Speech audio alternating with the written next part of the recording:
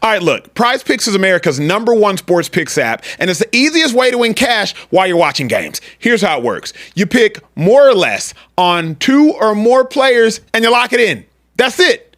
No spreadsheets, no nonsense. If player picks aren't your thing, you can also pick teams now. Winner, spread, total, all in the same app. Team picks are live in 30 states, including California, Texas, my home state, and Florida. Most importantly, new users use code Speakeasy. $5 gets you $50 in lineups for free. PrizePicks. It's good to be right. Ladies and gentlemen, welcome into the Speakeasy, sophisticated sports talk with the best in the game. I'm the large, handsome fella, as my mother told me this morning, standing behind the bar, Carebear Kieran, and I'm joined here today with 2 older gentlemen who used to play football way back in the day. Now, they use their talent and expertise to talk to you guys at home about all things sports, and one of them is my boss, Emmanuel Acho, in the building. How are we doing today? Yo, hey, this is the most jam-packed day in Speakeasy history, I would suggest. Shout out to y'all. I have to preface with saying this is going to be an emotional roller coaster of a sports day. We have some breaking trades. We have some tragic health information with Chris Johnson. We have some gambling indictments. We have some players facing jail time in Terrion Arnold. We have LeBron James seeking a new home. So much to talk about.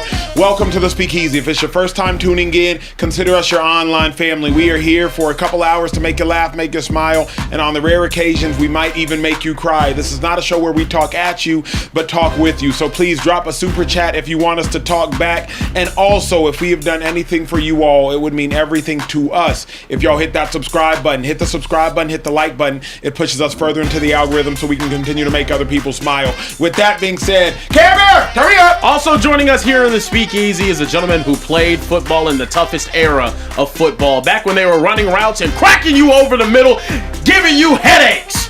I'm talking about your favorite route runner's favorite route runner, and now he is teaching your favorite route runner how to run routes. TJ Hushmanzada in the building. How are we doing today?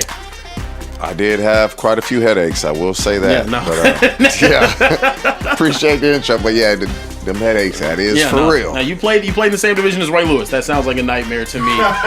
Speaking of nightmares, I know Trey probably had a couple last night because he announced himself to the world as the least debatable, most masturbatable social goon in the building. How we doing today, Trey? That is crazy. Wow. I don't even really know what to say after that.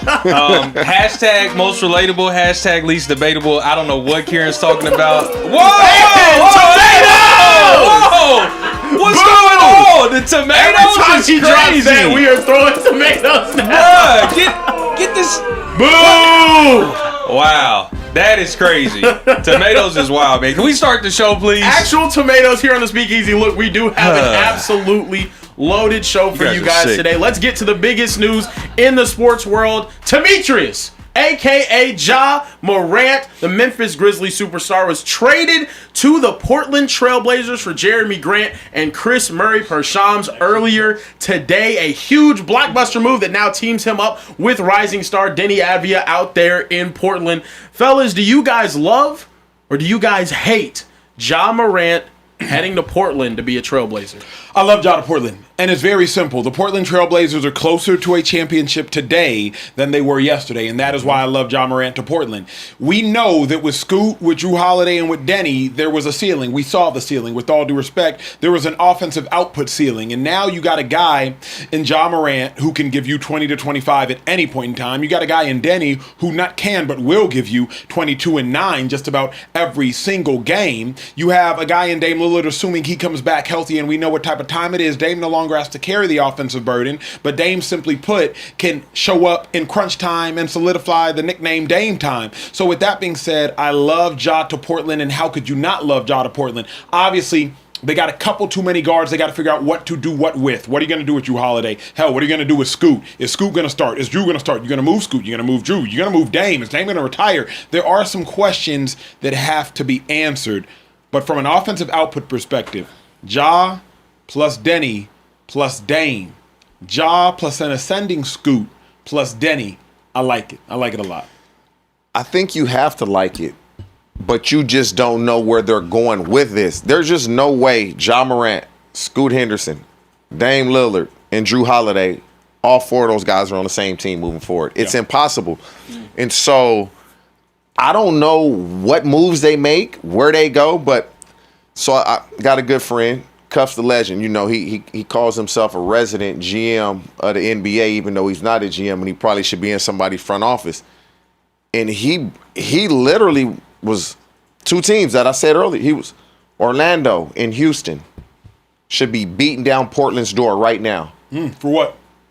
One of those point guards, because that's what Houston was missing last year. That's what Orlando was missing last year. Whether I want Drew Holiday because he's been through it. He know what it takes to win. And so if I'm Houston, I'm trying to get Drew Holiday. If I'm the Orlando Magic, I'm trying to get Drew Holiday. That's who, great defensive player, and he's won a championship, and he knows what it's like. But Ja Morant is one. He's going to make Portland entertaining. Yes, they're going to be must-see TV. Yes, he is. But to me, it is kind of odd that Scoot Henderson, he was just starting to ascend. He was just starting to kind of live up to his draft status.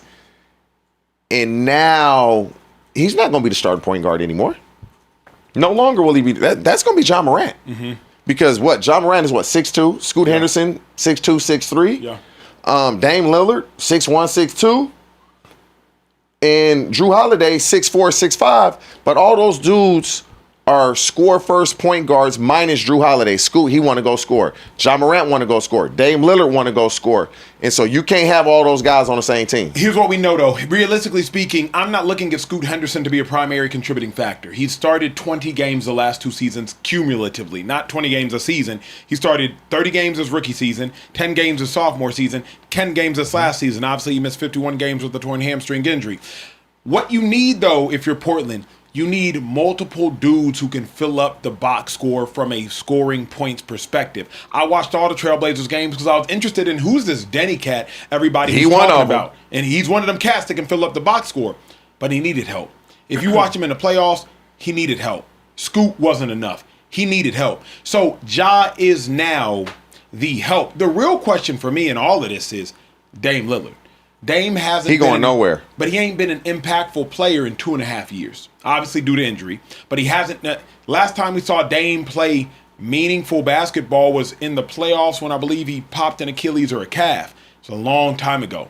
So if Dame is still going to be the sun around which all of these other planets orbit, then It is. He's not. It's impossible. Dame Lillard is ball dominant, we would say, Correct. right? That role is now going to be Ja Denny Morant. and Ja. Yep. It's really going to be Denny. Yeah. Then Ja. And so Dame is going to have to. How would he fit in that? That's what I'm saying. So here's my question. But if Has Dame privately told the Trailblazers, hey, bruh, I might hang it up, and No. that's why they made this move? I just don't. I don't see him going. He didn't play last year. I don't see Damian Lillard going out like that. Then are the Trailblazers saying we need an insurance policy because we're not going to leave our future in the hands of a year 15, 16 Dame Lillard? I just feel like when you give up a Jeremy Grant and Chris Murray for Ja Morant, you have to do that. That's why they did it. When that's all you're giving up for Ja, and people say that's all, like, you know, I think Ja getting out of Memphis and he can kind of find himself off the court and get away from some of the mishaps that kind of followed him when he was in Memphis. Portland is a completely different city than Memphis. You're going to enjoy the spring and the summer, but you're going to hate the winters and the falls and the winters. You're going to hate that. Because that rain is going to come, and it's going to come often. Yeah. And so there's something you got to get used to. I don't feel like this is the end all be all though for Portland. I think there's still going to be moves to be made. They're reportedly one of the teams in the mix to try to be trading for a Jaylen Brown. Now that could include Drew Holiday, it could include Scoot, it could include Shaedon Sharpe, maybe a couple of picks as well. Boston has a high asking price for Jaylen Brown right now, is what the reports are circulating. Brad Stevens wants to get a real return for his services. I think this is a situation now where you bolster that backcourt for the future. If you have Scoot Henderson as a part of a trade, for potentially another wing or a Jaylen Brown type guy. I just think it's smart for the Trailblazers. I think it's great for the Trailblazers, a team that has historically been, I don't know, lacking that superstar presence outside of just one or two guys. Brandon Roy comes to mind and LaMarcus Aldridge. Good tandem, but not there for long. Damian Lillard there with no real secondary superstar for a very, very long time. If you could use this to create a triplet little group of Denny Advia, Ja Morant, and possibly a Jaylen Brown through trades, I think that's wonderful. I think that's great. And you also have, if you don't want to do that though, and you want to keep the Drew Holiday, you have championship experience and pieces already on that squad. For Memphis though, Yeah. This don't do nothing for Memphis At all. it doesn't. It doesn't. It's more needle so doesn't just move. it's them freeing up money. But Correct. freeing up money in Memphis is doing what? Did they Who's- really who's- free up? who's- I wanna go to Memphis. Jeremy Nobody. Grant. They didn't really free up money. But I think We're getting off a job. This is a complete but rebuild. Truth Yeah. be told, forget the money, bro. The Grizzlies, Ja Morant is an anchor in Memphis, and he is drawing that ship to the bottom of the sea, to the depths of it. Ja Morant's not the best player on a championship team. Ja Morant's not a leader of a locker room, and Ja Morant, at least that locker room, is much more cancerous than he is beneficial. So if you're Memphis, this is addition by subtraction. Ja, we were winning nothing with you. You've been nothing but a distraction the last 3 years. Just get the hell away. Whoever will trade for you, trade for you. Trailblazers, you fill it out. What we know is this. The Trailblazers are currently Denny's team. Simple as Yes. that. And Yeah. so, Denny, you lead us. Ja Morant, you assist. Dame, get in where you fit in. That's going to be the awkward piece. Very. Because, like, Dame is still Dame Lillard, right? But it's Denny's team. Dame, get in where you fit in. And I think, T, you're exactly right. If they could move Drew Holiday to the Rockets for a legitimate piece or two, because the Rockets are Drew Holiday away. You know what I mean? Like, Yeah. they are a Yeah. floor general, leader, knows how to get us in our sets. Maybe a three-team knows- situation. Yes. Yeah. They're a Drew Holiday away. So I think you hit the nail on the head with that. Trey, chime in, G. Listen, as the resident Trailblazers fan in the Speakeasy. Oh yeah, you are a Blazers. I am a Blazers fan. It's Yuck. it's disgusting. I know. We don't have to talk too much Hey, about can we it. get some tomato? I'm leave the tomatoes alone.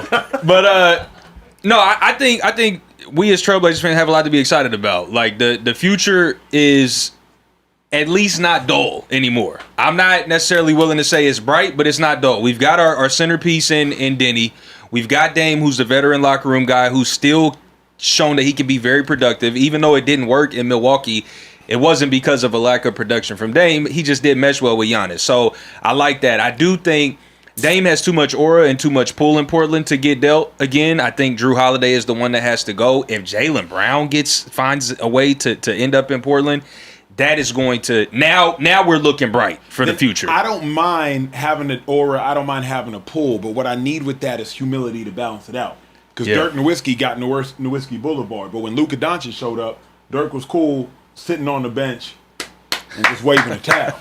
So with all due respect, like Dame Lillard, Yeah. unless you show us that you are still capable of doing what you've actually never been capable to do in Portland, then like, do you have the humility to say the game is passing me by? It may not have yet passed me by, but the game is passing me by. Hey, I'm cool playing 22 minutes a game. No. Dame's he not hasn't good. decreased in value that much. For one, also Dirk had a chip at that time, so Time out, though. Dirk was cool Trey, getting out the paint. do we know that? Do we know what? That Do we hasn't know that he hasn't decreased decreased in value at We that don't. much, though? 22 minutes? I don't think so. When he he's was in coming off Achilles. Wait, 35 now the years old Achilles coming is off an Achilles. The Achilles is the X factor, but He's still gonna be able to But shoot the ball. we Absolutely. we can't act like he wasn't putting up like 25 and 8 in No, Milwaukee. He still was you know, giving you the production. detriment to me was defensively. You Yeah. put Dame on the court now, he's a walking or hobbling liability. Yeah. And so, like, I don't think y'all have enough offense to have a black hole on defense. They do though. Have enough offense? Yes. The only reason I can't say that is, like, I like Denny's game. But come to playoffs, Denny had to work. Because it's not like Denny has enough of a bag or enough range. But Josh should be Denny's able. just getting the Josh ball, should be able driving to let to him the rest. Yeah, no, Josh should be able to give him some time where I don't have to always initiate the offense. Correct. Ja can now. Yeah. I can rest now because of Ja Morant because he getting to the bucket, Yeah. and so that can be the time where Denny can rest. Offensively, they're going to be nice. Because they've got a young Shaden Sharp who's shown that he's a dog. I actually like him quite a bit more than I do Scoot. Scoot go to the bench for me. I'm not a believer in Scoot. Yep. Shaden has shown that he can got give you size quality with Klingon. production. You said what? They got size in with- Klingon. Now yeah. Klingon he's a little bit on the defensive end. He's a bit of a defensive liability, but offensively they're good because Ja likes to get downhill. Denny likes to get downhill. Yeah. Dame's going to keep the floor spread out. Yeah. Shaden can get to the hole. Klingon is also starting to stretch his game out a little bit. So I like what the Trailblazers have, but it'll be exciting to see this year. No, it'll be cool. Trailblazers are still terrible. Yeah. But moving forward, we got to talk about more news out of the NBA. Draymond Green shocked the NBA world today by declining his player option worth $27.7 million. People on the street saying he pulled a Brandon Ayuk. Come on now.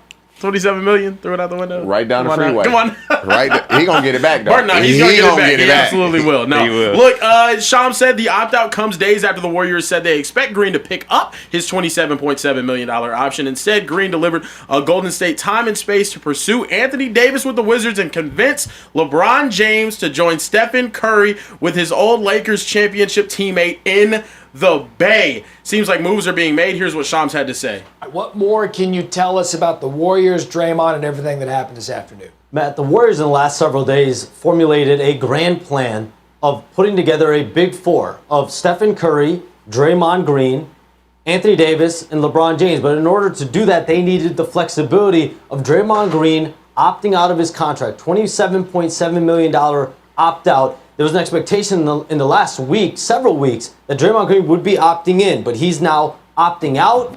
And so AD and LeBron James would have to be a package deal in order to come to Golden State and team up with Green and Steph Curry. And in this sequencing of events, Draymond Green would opt out, as he did, to take a multi-year deal at less than $27 million a year. AD would require a trade of Jimmy Butler and draft capital, and then that would mean LeBron James potentially at the mid-level exception. This is a maneuvering, a sequencing of events that takes several days. It takes a process, obviously.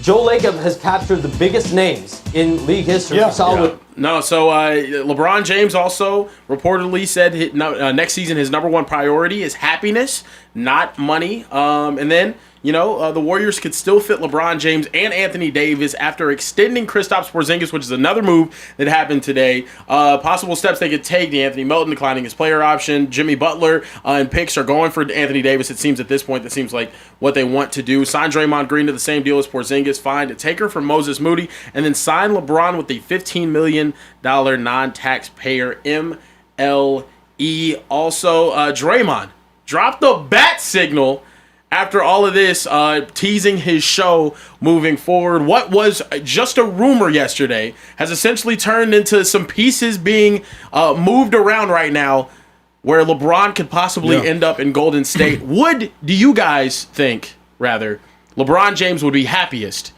in Golden State? 1,000%. I will never forget, TJ, maybe the most true thing I have ever heard a coach tell me. He said, Acho, the fun is in winning. Didn't realize it up until I got to college that the fun, it is exclusively in winning. You never see a loser having fun. LeBron James will go to Golden State with Anthony Davis, with Steph Curry, with Kristaps Porzingis, with Draymond Green, and he will win. The fun, it is in winning.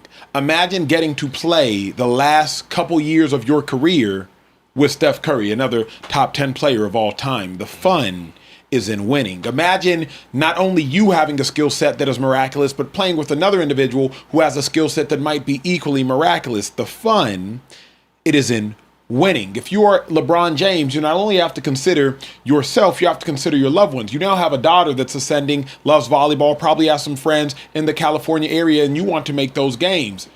The fun is in winning.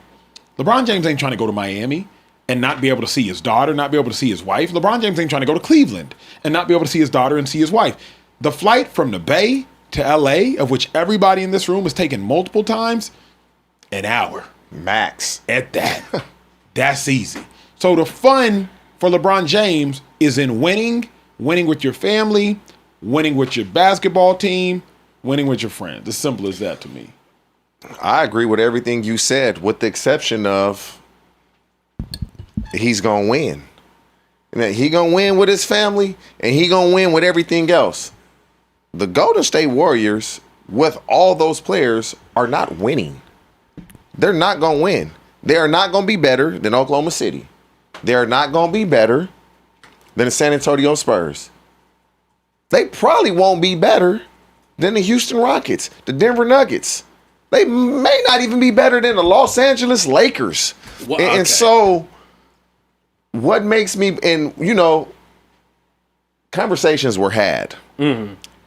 Draymond is just not going to decline this option without talking to LeBron on some, hey, bro, if I decline this option, come on, you going to pull up? Yeah. Him and LeBron have had this conversation.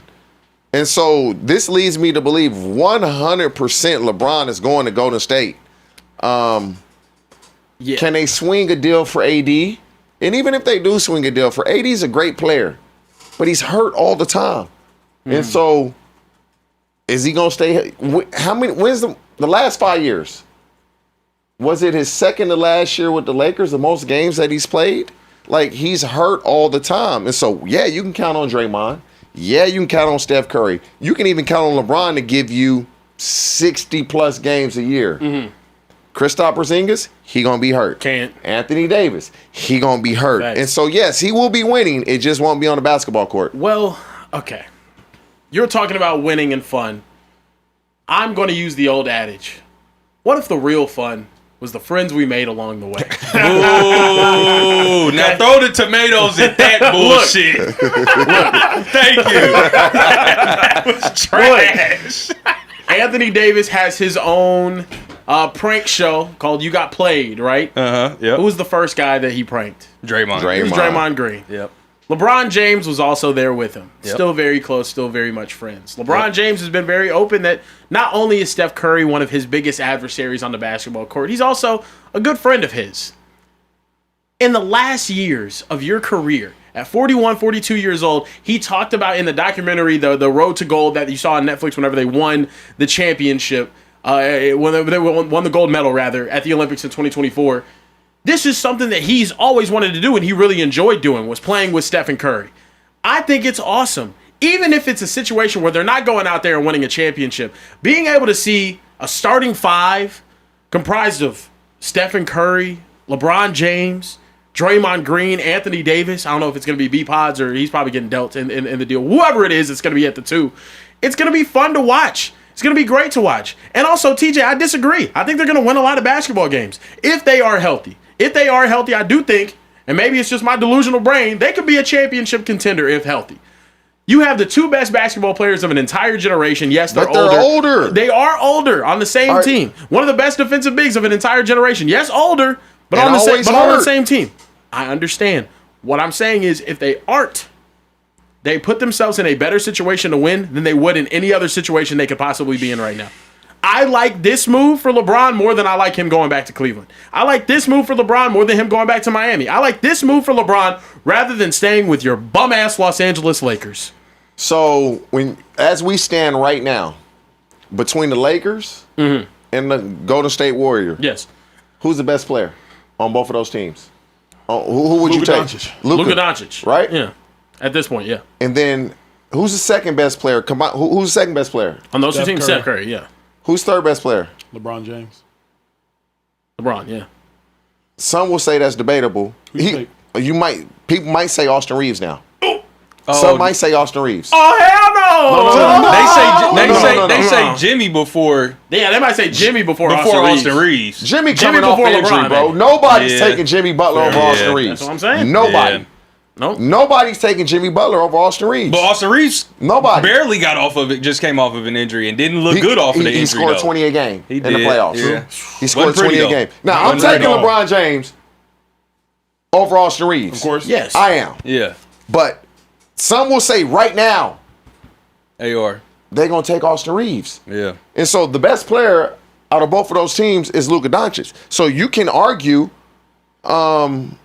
the Lakers may be a better situation. I believe he's gone from the LA. Yeah, I think so too. But going to Golden State, bro, they not winning.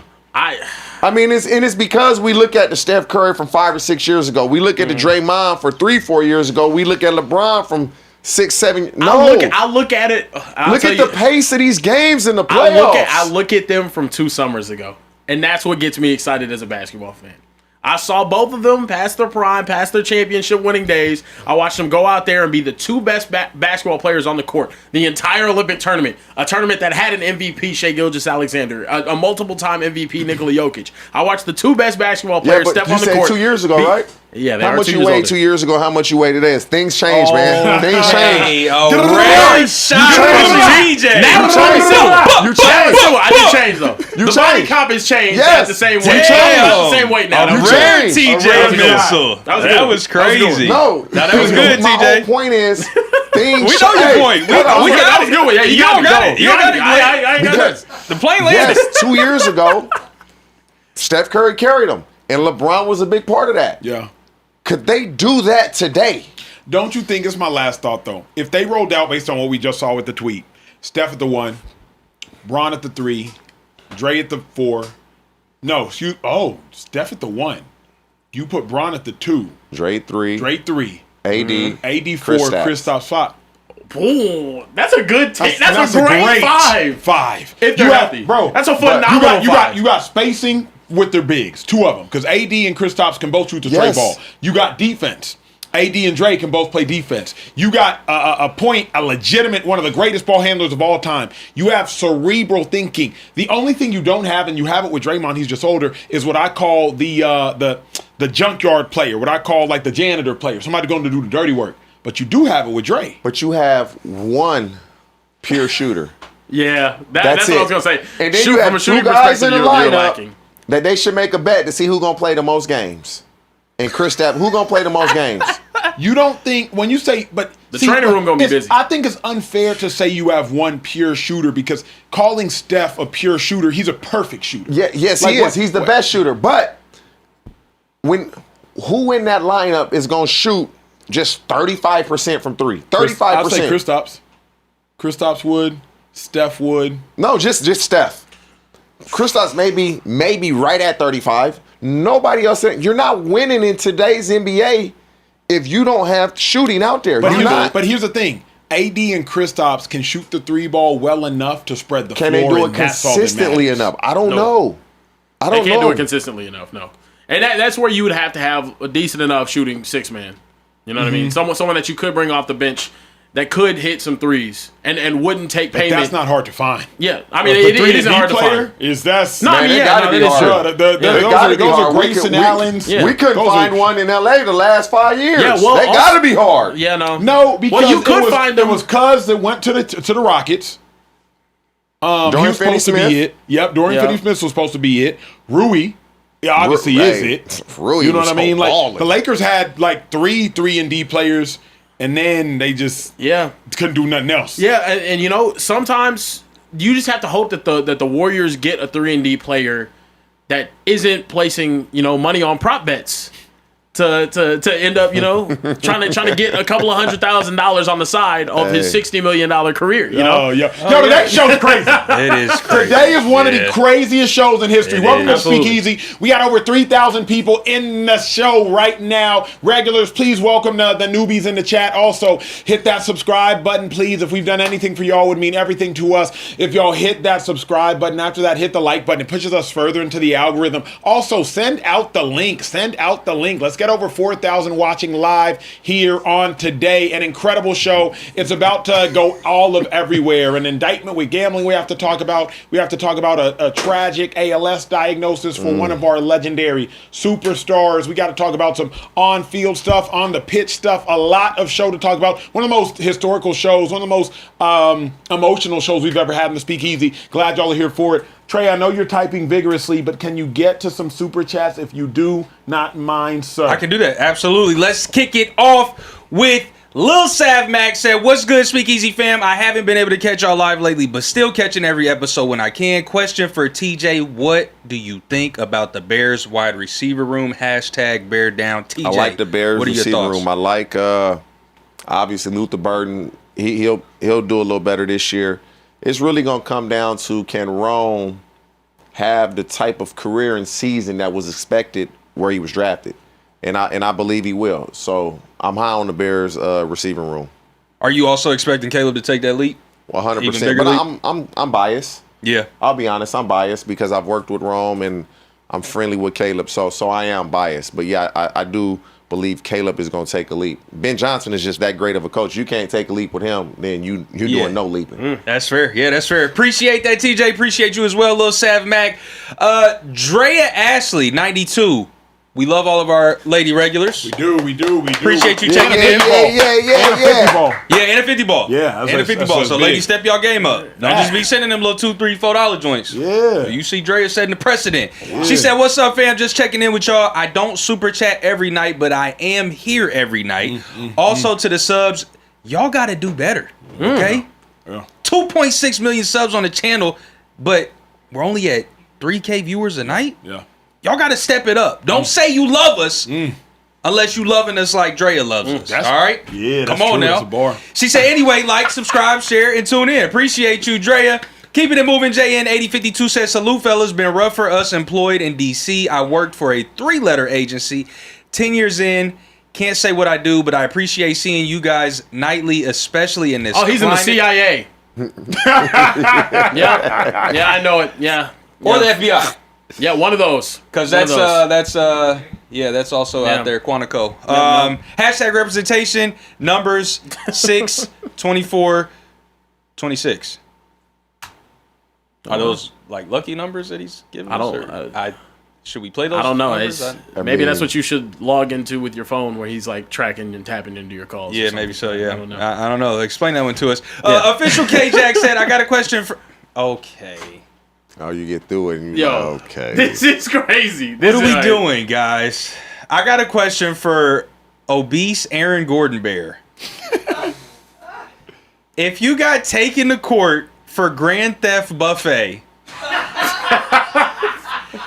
and the judge made you choose between 15 years in prison or stay locked up until the Cowboys win a Super Bowl, which one are you picking? This has been asked already. It has been asked already. It has been asked already. Is he staying his big ass in prison? Yeah, I'm taking the years. Yeah. Taking that 15 Damn, year that is bid. crazy. No, I don't That's wild. believe in I'm them at all. pressing my luck that the Cowboys gonna win. Jerry, please. I'm writing Jerry every day in there. Man. Get me out of here. Please. Dakota Miller 2465 said, "What's up, Speakeasy? Curious, as a Commanders fan, is it common for BA's agent to be best friends, parentheses, best man at his wedding, with 49ers GM? BA said he was the GM's agent as well, wanting all sides and to know what we could be getting." Really good question. You only get answers like this in a speakeasy. It is not uncommon practice. You know what I mean? Like, I know agents that are groomsmen in their people's weddings. I know agents that are agents to a player and agents to a coach, agents to an athlete. So it is not at all uncommon practice. Like I said yesterday, TJ knows this agent. Dude. Well, I met this agent at my homeboy's wedding. Kevin O'Connell was there. Brandon Staley was there. This agent, BA's agent, was there. Okay. Like, so. It's very simple. When somebody is your agent and you like them, you become friends. Yep. You become friends. Yeah. And you invite your friends to your wedding. And if they're really good friends, you invite them to be a part of the wedding. Yeah. And that's just all it is. They became friends. And a lot of agents represent coaches and general managers. And so I got a player that's coming out in the draft.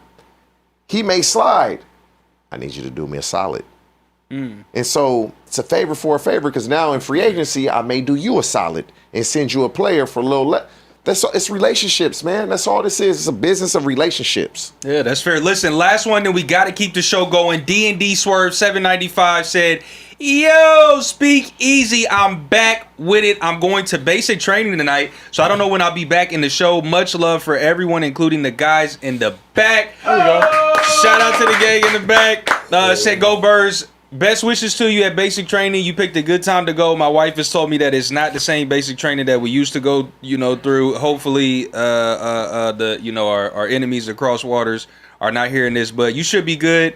And best wishes to you for them 10 or 12 weeks or whenever you're going." Kieran, that's all I got, bro. Look, man, I mentioned it last about LeBron needing a 3-and-D player. one of his former 3-and-D players, is in the news today. Shams broke the internet coming out and saying the 9-year NBA veteran Malik Beasley has been indicted on federal charges for gambling related to a sports betting scheme such as point shaving and prop bets. His attorney, Steve Haney, tells ESPN the government is coordinating a voluntary surrender of Beasley this week. There's some tweets here from Brick Center, including some unclassified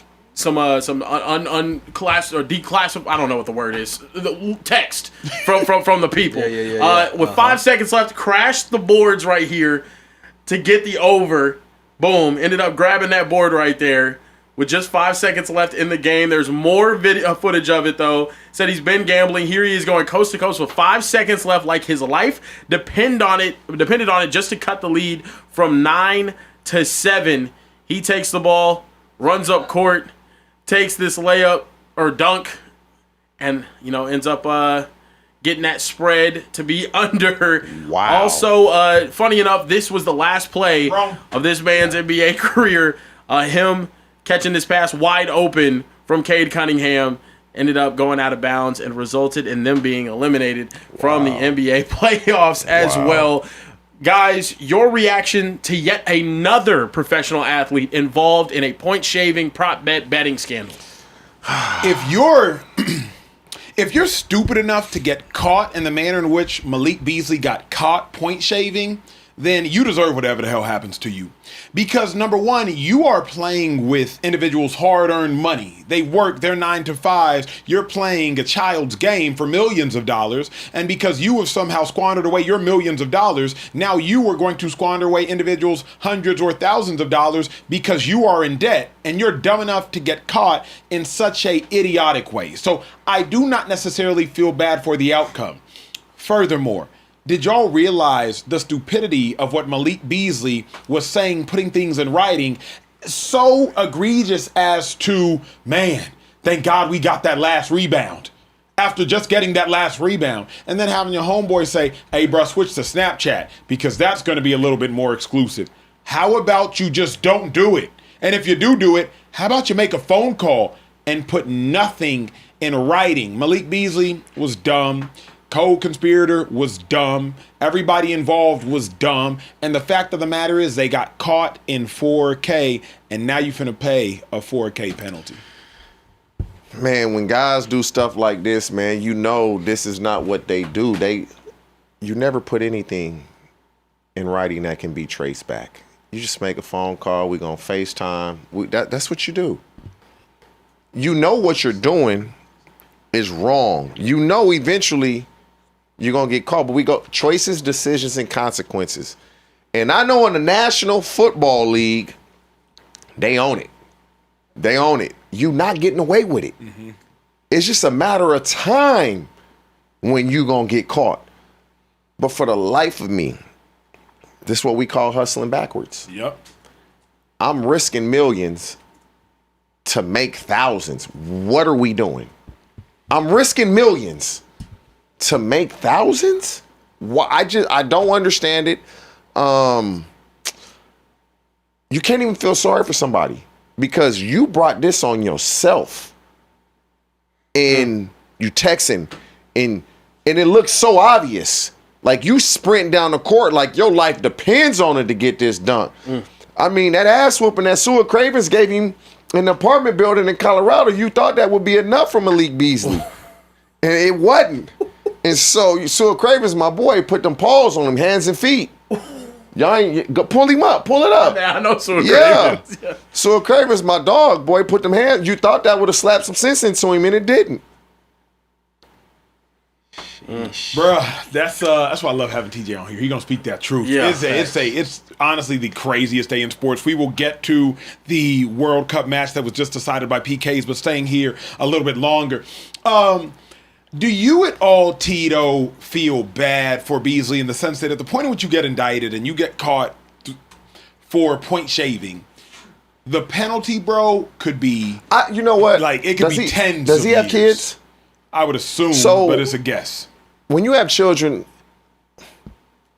I do feel sorry for him. I shouldn't have said, but he brought it on himself. Yeah. Because now his kids have to suffer because of the mistakes of their father. So I do feel sorry from that perspective of his children. But we as men, we know what we doing. And I don't know how the NBA is, but I know how the NFL is. Can you break down, because exclusively in the Speakeasy, you played 12 years with a lot of people. Can you break down how in the hell does an athlete who has all this money get caught in debt? I don't know how it. I'll bet you. Yep. I ain't betting on no game because I can't even watch the game in peace. I'm mad at everything. Yep. Like, if somebody betted on a game I'm playing and I drop the ball, I know they hate me. If I miss a shot, like, it's just, I don't understand how you get to this point. Like, you betting 5,000? Yeah. Dudes blow you know this. Dude's gonna blow $5,000 just going out in 30 minutes. You betting 10, 15, 20,000. You gonna blow that with your homeboys on a weekend. You start betting 100,000, that's because you losing. Once you start losing, you got to look yourself in the mirror and say, I better stop this. Because Vegas is Vegas for a reason. They win a lot more than they lose. But in the NFL, Acho, they getting presentations. I did a few of them myself to the teams. What do those consist of? The moral of the story, this is how I tell them. Be a dumbass if you want to. You're going to get caught. Your dumbass going to get caught and you're going to be out the league. Because when the NFL, you get caught in the NFL, you lose all benefits. Don't have no kids, don't have no wife that's using that insurance. Now you got to explain to her we got no insurance. And I'm sure the NBA is the same way. And so this needs to be a lesson to everybody else. It's not worth it, man. It's not worth it. Malik Beasley made $60 million in his career. Man, he should be sitting lovely. Yeah. Nice house, nice family. Everything should just be done, set up for him to retire and live a great life.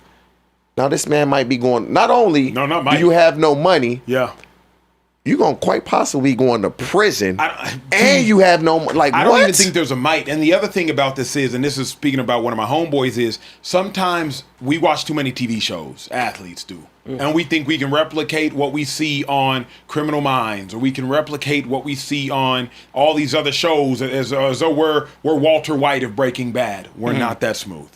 Like, I remember one of my homeboys, y'all know the story, so I won't bother saying his name because he's my dog. He got caught stealing $1.6 million because of insider trading. Right? I know who you're talking won a about. Super Bowl. It's my dog. Like, truly, like, but he shouldn't have got in trouble for that because they do it all the time. But here's the problem. So insider training off the heels of like winning a Super Bowl. And the dilemma was his homeboy who like graduated from Harvard was like, hey, bruh, if you can get me tickets to a game, I got some insider information for you. He thought he was slick. His homeboy would text him and be like, hey, I like your jersey number, but I think you should switch from jersey number. I won't use the exact jersey number. I think you should switch from jersey number 90 to jersey number 5.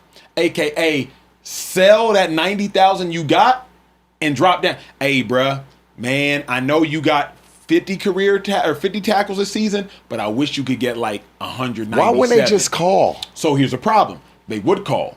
But where there's smoke, there's fire. And so the police ultimately looked at their phone calls and said, on June 1st, 2018, person A called person B on FaceTime. Sold or bought. And after calling person B on FaceTime, they immediately sent a text and said, hey, you should change your jersey number from 90 to not 5. Immediately after, person B withdrew $90,000 from X account and deposited 5. Bro, the IRS is smarter than you think. And so Malik Beasley thought he was slick, not realizing, bro, the IRS is smarter than you think. And it's not illegal till you get caught. But when you get caught, it's hell of illegal. Yeah. I'm just struggling to understand why your millions that you have aren't enough. Like, I just don't, I don't get it. You want more thousands. Now, look, I understand betting. I can understand wanting to watch the football games if you're Malik Beasley and put money on those. With your teammates, you can bet large amounts there. You can go to a casino. You can blow a bag there. You can do all of these things. But I guess the thrill of like trying to control something and hit a lick is more enticing than I guess holding your career sacred. And that to me is something that just doesn't make sense to me whatsoever. You worked your entire life to be one of the elite of the elite of the elite of the elite athletes. Millions of kids play basketball in this country. So very few of them get to play in the NBA. And way smaller amount get to play 9 years in the league as well. And especially whenever you have services that you know teams could use for another 5, 6, 7 years. It doesn't make sense to me. And TJ, I want to understand it more. I want to get it more, but it's just greed. It's greed and stupidity. I'm with you on that. It's dumb. I'm with you. It's dumb. I hate to say it, like it's dumb, but it's dumb. Like I don't like to limit it to that. And when you say it's dumb like that, it would be like, why doesn't everybody think rationally like we're thinking? Like it's dumb. Like why would you do it? And I'm gonna tell you why. Because I've said it once and I'll say it again. Sports betting has hit the black community like crack in the 80s, bro.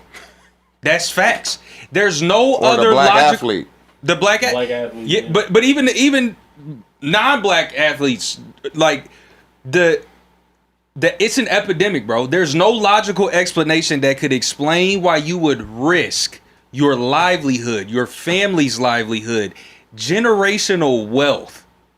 Think about that. Generational wealth. Your kids can now be good. Yeah. Forever.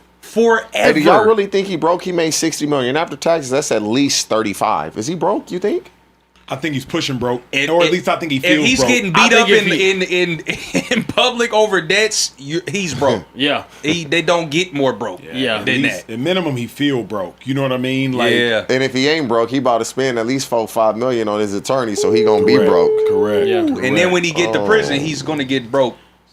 Off. Again. Financial literacy is something that needs to be taught to TJ them. gonna get broke off. So Trey, let's get some super chats before we get to the wild Moroccan finish, of which Morocco won in PKs. Came down to the very last penalty kick, and Morocco ultimately eliminated their opponent in PKs after Germany got eliminated earlier today by Paraguay in PKs. A wild World Cup. man. Y'all know we're hitting everything today. It's been Soccer, crazy. basketball, scandals, tragedy. This is a Speakeasy. You get it all. Glad y'all are here. This is quite literally one of our most epic shows. Hit the subscribe button, reminding you all to do that. Shout out to y'all. We appreciate you all more than you know. Trey, let's get to some super chats. do Next it. topic after.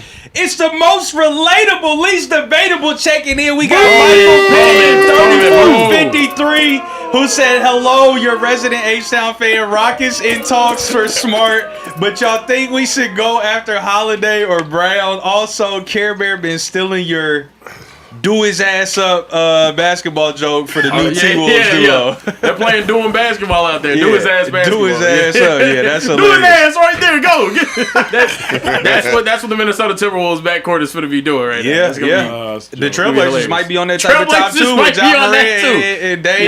Yeah. And I remember there was a John Edwards rumor at one point. I was like, bro, that would be that would be hilarious. That'd be crazy. Official K-Jack jumped back in the super chat and said, TJ and Acho, I got a start bench cut for y'all. Talk to me. D-Jack, AB, or Andre Johnson. Oh, that's easy. That's easy.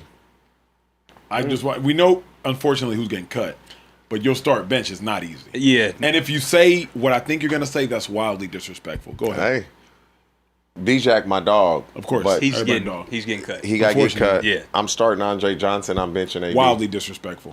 I knew he was gonna say I some don't hate nonsense that. like that. I I don't don't hate hate that. it, but it's wildly disrespectful. But Andre- you can't hate it if it, I mean, it, AB got busier. AB's peak, with all due respect, is a crazier peak than Andre's peak. And how AB did it was more impressive than how Andre did. Andre Johnson is a physical specimen. yeah. Yeah. Yeah. AB is finna route you up, bruh. He finna route you up. He not finna moss you. He finna give you these roots. Yeah. All of them. Can I ask you a question? All of them. Yeah. You gonna know this answer. Roots. Who is Andre Johnson quarterback? Matt. Look, he put his head back. He got to think about Matt on. Schaub. Matt Yeah. Schaub. Who is AB quarterback? Oh, he's going to the Hall of Fame. All right. Yeah. That Wait, makes a Matt Schaub difference. and David Carr? Okay. Yuck. Yeah, he made, but it was mostly Schaub over there. Yeah. Yeah. Yeah. AB was a dog now. AB go now. AB's He can- amazing. Yeah. But Andre Johnson, bruh, See, it's because Dre is just quiet, that deep ass voice. Yeah. He don't say much. He did whoop. But AB was better. He did whoop Cortland Finnegan ass though. I don't remember that. The problem is though, just remove QBs, remove running backs, remove old lines. AB's just better. He's just better. I don't know about that. His AB routes, is good. AB was a good player. Really good player. To me, he's good, a really good player. good's an understatement. No. But when Andre Johnson was faster than AB, just as quick, bigger. Route running was about the same. I'm telling you. Anybody that played receiver will tell you this. I can't disagree with that. I'm telling you. But here's what I can't give you that he was quicker. AB had more. No. Just as quick. AB, okay, bet. I'm about to say I can't give you quicker. AB, obviously his production. I'm not gonna argue that. Like, you're not gonna argue what he did. Is it fair for me to say AB had a better feel for the game? I watched AB beat. This is what I was told. Like, AB would run a slant. If he didn't get the ball right away, he made it look like a slant and go. Yes. But yes, he would run a curl. If he didn't get the ball right away, it looked like a stop and go. Yeah. Like, guys didn't do that. But because Ben was able to kind of get out of pressure in the pocket and he knew what guys wouldn't do what AB was doing. Yeah. But hold on. So this is why I just said, you answered my question because I said, isn't it fair to say AB had a better feel for the game? And you answered that. But AB would, like, you're not doing that on any other team because the offensive coordinator, they going to say something to you. Mm-hmm. It worked in Pittsburgh. It's not working. You do that anywhere else, you're getting yelled at. Here's my thing. Here's why I say AB. I was watching the Patriots Steelers one day. This might have been 2013 or 14. It's a true story. You notice, T, rarely in life is there a legitimate double team. There is cover 4, and we're going to bracket. Mm-hmm. There is black, we might call it 2-man. Mm-hmm. But, like, rarely is there ever a legitimate, like, pre-snap, just double team. But I remember the Patriots had Patrick Chung in their corner double teaming AB the whole time. It's a true story. T, when I tell you that AB ran a corner post, and he mixed up the corner, and then he still had to get by Patrick Chung. Leaned, mixed up Patrick Chung for 7. I said, bro, I don't know that I've seen somebody moss a double team. I just text Chad. I want to see what he gonna say. I can't wait. He gonna respond to me. I don't know if I've ever seen somebody just route up 2 people on the same play. AB is great. Amazing. But Andre Johnson did not play with a Hall of Fame quarterback. Yeah, can't for argue. Pretty much the entirety of his career. Yeah. AB had a Hall of Fame quarterback. Yeah, that's fair. Yeah, that's fair. Yeah, that's fair. That was official K-Jack. That was a great super chat. Appreciate that. Great super chat, bro. All right, well, super chat. We have to get to some of the biggest news in the world today. News. Wow. Ladies and gentlemen. Yeah, this is crazy. The 4-time World Cup winners, Germany, have been eliminated in the round of 32 in the newly expanded World Cup by Paraguay. Got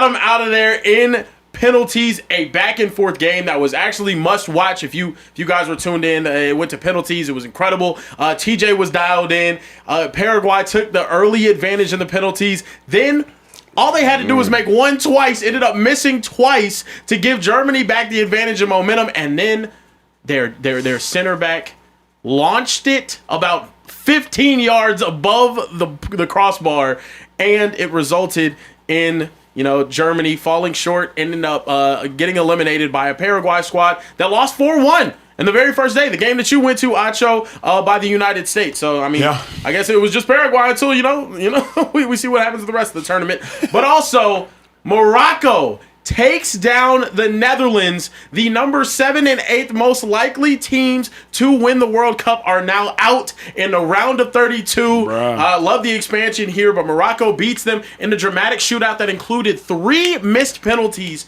for the Netherlands. Another one of the dark horses to go out there and win it. Elliott Shore-Parks put out this tweet saying, penalty kicks to decide a game is the best drama in all of sports. And I wanted to get your guys' opinion. Are penalty kicks the most exciting thing in sports? There's nothing like it.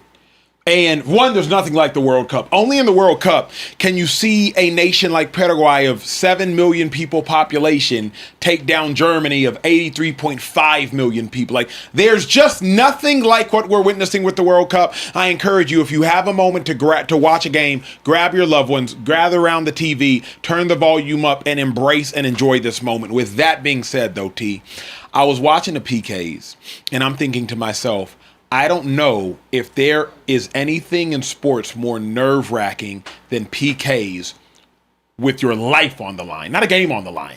We've seen individuals like die after such events. I don't think there's anything like it. If y'all remember, let's start with Germany, Paraguay. Kieran, I know you were locked in. T, I know you were locked in. Let's start there. Germany, if I'm not mistaken, they missed the first one. Yes. Paraguay makes the second one. Makes the first one. Paraguay makes the second one. Germany makes the second one. Germany misses the third one. Paraguay makes the third one. So now all they got to do is make the next one. All that has to happen.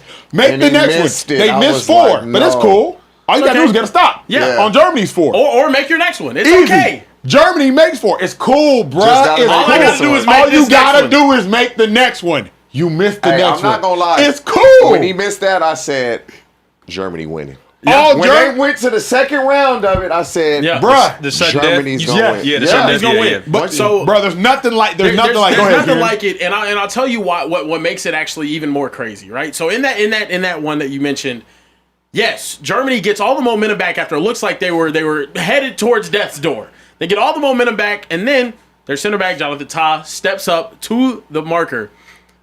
Keep in mind, in extra time, He was the hero for about 2 he was minutes. the hero for Germany. He ends up heading in a goal that ends up getting disallowed because the goalie was blocked.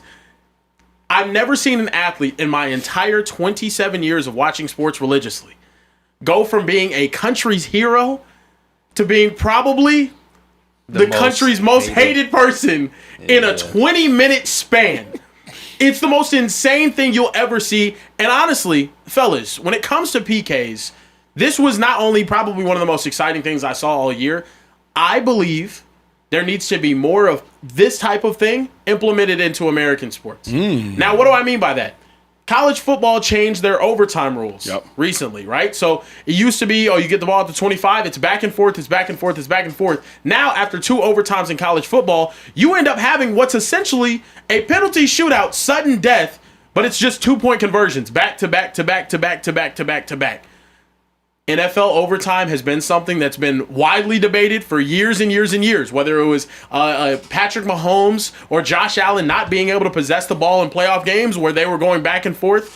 I think it's a situation where they should adapt this type of penalty kick type So would it strategy. be field goal kicks or just Never run a field play goal kicks. run a play from the 5-yard line? And Yes. if We're you exchanging score- plays from yeah. the 5-yard line in overtime rather than, look, you One play a play. pick. You score?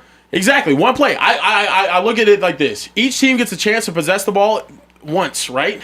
If both teams score or both teams don't score, we go to one play from the 5-yard line and you exchange. If I score and you don't score, I win the game. If I score, you score, we go back and forth and it's sudden death. Tell me that would not be more exciting than the current overtime rules in the National Football League. I'm not going to lie. These penalty kicks, they have you on the edge of your seat, man.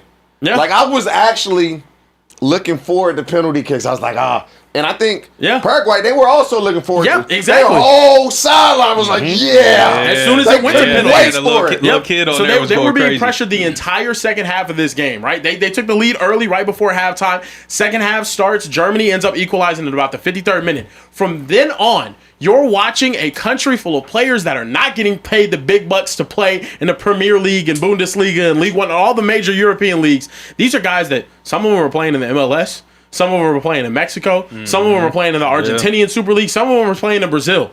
And they're out there scrapping with one of the best teams in the world just trying to get to penalty kicks. It is the great equalizer, and it is by far and away, in my opinion, the greatest finish to a sporting event that we have right now in current sports climates. I got to ask you, though, Kieran, on your suggested rules change, you can't have that in the Super Bowl, though. I completely disagree. You want to know why? The last time we saw a Super Bowl decided in overtime, what was it? You remember? Should be Niners versus Mahomes. Niners versus Chiefs. They go down. The Niners go up 24-21. They take the field goal. Mahomes goes down and scores a has touchdown. a 4th Yeah, and that's 1. right, yeah. He converts it. Yep. He goes down. It was almost an anticlimactic touchdown because you thought like the Niners could get the ball back. Yeah. Like that's Exactly. what you felt. But as soon as it opened, it was just like Bro, the Chiefs it didn't even had to celebrate. be. Y'all Yeah. remember? Yeah. Nicole Hardman didn't even celebrate. No, as soon as they scored a touchdown, it was like, oh, okay, cool. Yeah, cool, Yeah, awesome. it was awkward. It was It very was awkward. very awkward. It was a very awkward. anticlimactic finish to a Super Bowl and what should have been a Game 7 walk-off home run. Game Yeah. 7 3-point shot buzzer beater. Chris Jenkins at the NCAA tournament buzzer. But let me ask you this, though, because you on to something, Trey. Glad y'all here. We got like 3.9 thousand y'all in the chat. Is this a fair way for a game to be decided? Sports isn't fair, blah, blah, blah, blah. You talking Who about the cares? World Cup? Yes. The reason it is, Acho, is because they might mess around and be out there all damn night. But The way Paraguay was playing, they were playing for penalty kicks. But Yep. does the best team win if it goes to PKs? Here's why I say that. Well, Brazil, today, no. Japan was a first half phenomenal game. Shout out to Japan. Defense was stifling. Brazil offensively was never under attack. Brazil was playing defensively. They were answering the questions the whole game. Then the second half, they started asking the questions and making Japan answer the questions. But imagine a world where that game, of which Brazil clearly was a superior team, we saw as the game went on. Imagine a world where that game goes into PKs and Japan wins. Is that a fair way to decide a game of this magnitude, to let it come down to PKs? I want to jump in here. Brazil got eliminated in the last World Cup in 2022 after outplaying Croatia for the majority of the game. They score a late goal. They end up giving up one at the very end. They end up going to PKs. And they end up losing to a team that I believe they were better than in 2022. They had a loaded squad. In sports, especially in single elimination tournaments, the best team doesn't always win. But is it not more exciting? Is it not better? Is it not better for the fans' experience? And also, is it not already understood by the players? You had 90 minutes to go out there and differentiate and separate yourself from your opponent. After that, you get 2 15-minute periods. They took away golden goal. Golden goal used to be great. If you score a goal in extra time, you immediately win the game. It's over. They took that away because they said, hey, we want more of this. We want to see if we can go to penalties because you know for a fact penalties are the most exciting thing in sports. Yeah. I want all of the games, other than Brazil, because I'm a big fan of Brazil. I want all of the games to end in PKs at this point. The World Cup final, the last time we saw it in 2022, between Argentina and France, a back and forth game. Argentina had control of it the entire time. Afterwards, it was chance after chance after chance after chance. They ended up going to penalties, and it ended up making all of the difference. That's the difference between Mbappe having 2 World Cups and Messi still not having none. But do you think right now they're saying, oh, well, did the best team really win? It's not a question. It's the name of the game. PKs are what the sport needs. It's what the world needs. It's what I need. Inject more of it into my veins. This is why we're talking about it, because of the way both of these games just ended in penalty kicks. If they were just regular games, it'd just be like, honestly, they need the World Cup really, the men this year, the women next year, they need to make this every 2 years. Bruh. Because we need this every year, This is basically, amazing. because that time from when the NBA ends until football starts, this is great. This is. Well, TJ, I got some news for you. We do have the Euros in 2 years, which is all of the top European countries. They go play. So it's essentially the World Cup just without the South American teams. What about America?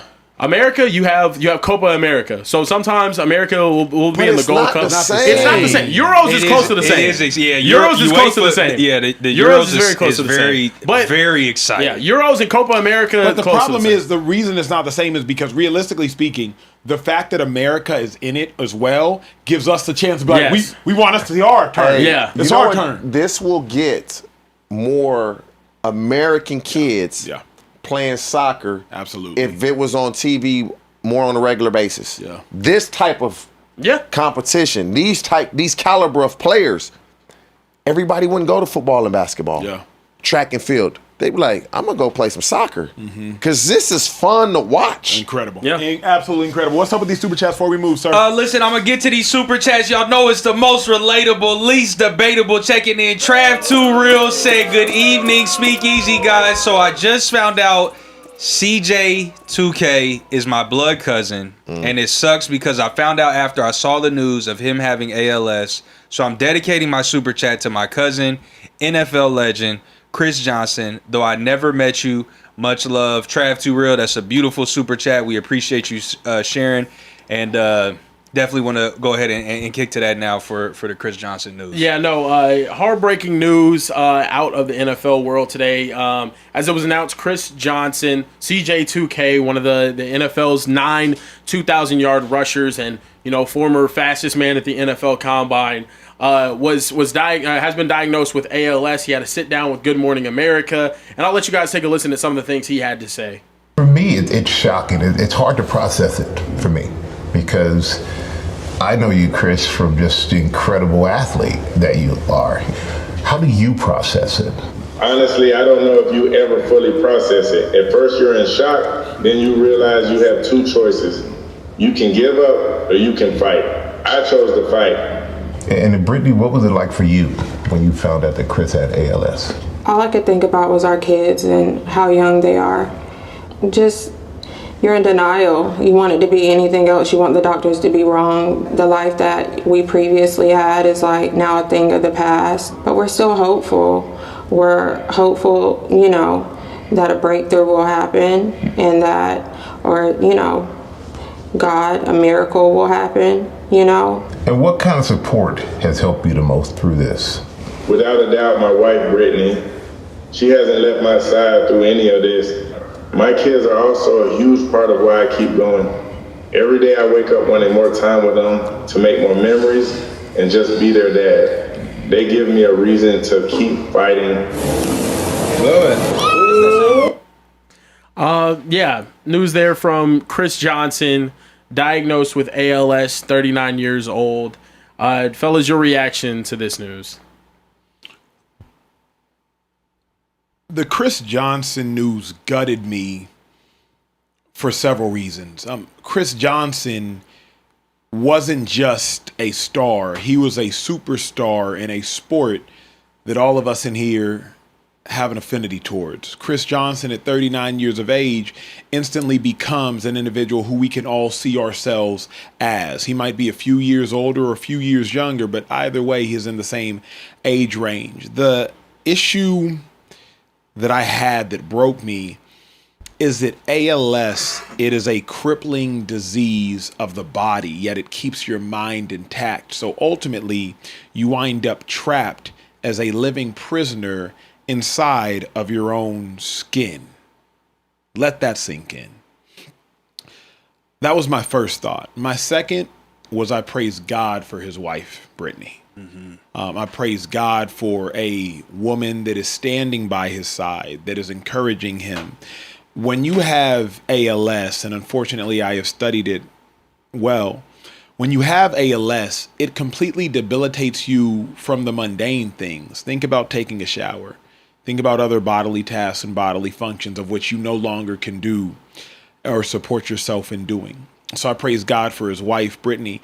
I praise God for his children that continue to keep him going. ALS, I would suggest, is one of the worst of diseases that mankind has had to face because you're living, you're functioning mentally to the fullest of capacities, but you are watching your body wither away.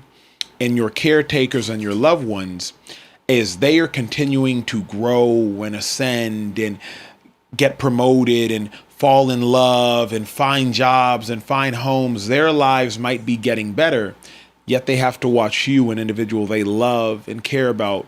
They have to watch your life simultaneously get worse.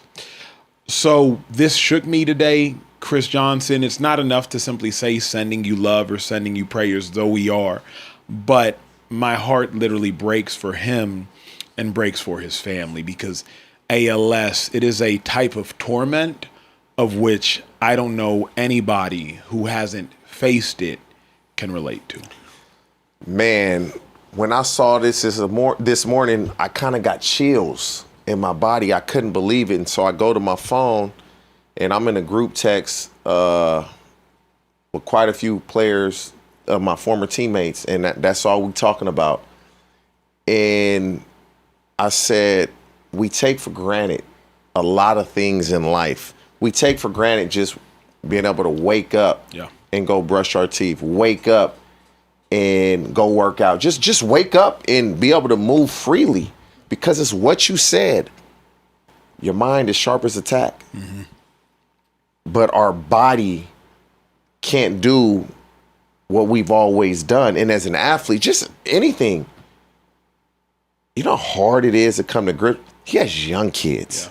Yeah. And for me, that's what really affected me is you're a superhero to your kids. Yeah. And they see their father starting to, he can't do anything that he has done with them before. Those days are over unless a cure is found. And so for his kids, I feel so bad for them. His wife, you know how strong she gonna have to be? She has kids she has to raise. Mm-hmm. But she also has a husband that now she's gonna have to look after. Yeah. Every single day, every single hour. She's gonna get tired. Yeah, yeah. And so I know CJ, I don't know him well. We see each other, we speak. I couldn't believe it. I could not believe it. I hope that the National Football League, because we know he's been retired longer than 5 years. I don't know his financial situation. I don't care. I don't know his insurance situation. I don't care. I just would hope that the NFL would make sure that in this situation he's going to be all right. From a healthcare perspective, do any and everything that's needed. It just sucks. And I say all of that, and somebody asked me today after they saw this, if you could do it all over again, would you play football? I would. It's an interesting thought, T. NFL players are 4 times as likely to have ALS as the non-NFL player, the normal human. Is that true? Yeah. Because there's not a ton of former players that had this. But there's ALS, given the prevalency of it or lack thereof, there's just not a ton of former players. Think about Chris Johnson played with a player in Tim Shaw, who also has ALS. Mm-hmm. That's 2 teammates. Steve Gleason. On the same squad. The ALS Ice Bucket Challenge started. Steve Gleason. Yes. Steve Gleason. Yeah. And so because of how few NFL players are just star in the grand scheme of things, it doesn't take that much to make it a 4X multiplier. I was thinking about this, T. Like, you played for a long time, you played an aggressive game, and you played it in a violent way. When I saw this, I honestly was glad I played it in a non-violent way. I was like, I'm glad all the jokes are worth it. All the Acho, you softs, praise God for being soft. All the Acho, you not a banger, praise God for that. Like, when I saw this, I was like, man, I don't know if I could say what you can say. Tougher than me, I'll submit to that. You played 12 years, I'll submit to that. True story. I was working with the neuroscientist for about 3 years during the end of my NFL career. And I had learned so much about cognitive degenerative diseases that I had to stop working with this neuroscientist because I would forget like where I put my phone and I would start freaking out. Like, I got CTE. So I still to this day, I've been taking supplements for probably the last 7 to 8 years, which are supposed to promote brain health, because I was studying it so much, T, that I got so paranoid that I was like, I can't keep studying this, or I will live in fear all the days of my life. I don't know if I wouldn't have changed anything, but I played 4 years. I got all the benefits. I got out, and I was never a banger. But T, this one broke me, bro. He's 39, bro. Young, and just last year he was picking his kids up, Correct. Working out with his kids. His kids, they have, I'm sure, the desire to be what their dad was, his boys. Now, would they want to do that? Would he want them to do that? Would the wife want them to do that? Their mother. And so there's just so much that goes into this, man. When you wake up and you're healthy and you can kind of just do what you want to do, we always take that for granted.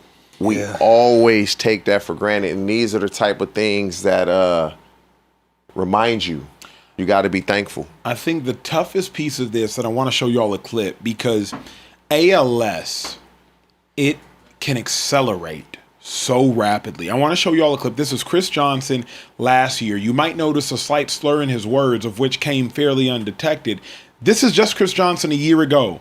Now he's lost so much motor function he can no longer speak. Kieran, play the clip. Pad level low. They're going to try to take them shots. You know what I'm saying? Get that pad level low. Just being around these guys all week, around the hotels and taking them from different spots and just them soaking up the knowledge. All the questions they have, I'm there for them. They all got my number. Anything they need from me, they contact me and all those type of things. So it's not just scouting. It's mentoring these kids and showing them what the right thing to do and letting them know like this game can actually help you out. So go out here and compete. Being around these guys before they even get You know you could kind of hear it you right could kind of there. start to hear it because you lose that mobility of that function in speech. I'll say this because Speakeasy, y'all know this is family. We spend 2 hours a night with y'all, 5 nights a week. I spend 2 hours a night with these incredible gentlemen surrounding me. If you suspect anything health related, just look into it. You know what I mean? Like you could elongate your life. You know, we all will have to meet a death date at some point in time, but you could elongate your life or the life of someone you love if you just don't overlook something. If you one of the ladies in the Speakeasy, like look into it, fellas, look into it, and find somebody you trust to look into it. I know obviously certain communities are anti-doctor this, anti-doctor that. I will hold space and hold grace for that, but just like do what you can to elongate as best you can your quality of life. Coming from somebody who just loves y'all love us, we show love. So not to we had to address this in the Speakeasy. Obviously there's no easy way to transition out of this conversation, but Chris Johnson, sending you love, sending your family love. Brittany, you are a true warrior and the best of warriors. And so I just wanted to say that. Are there any final thoughts before we move on, sir? No, I was just going to say ALS is such a heartbreaking disease to witness, like you said. Not really much further to add other than that.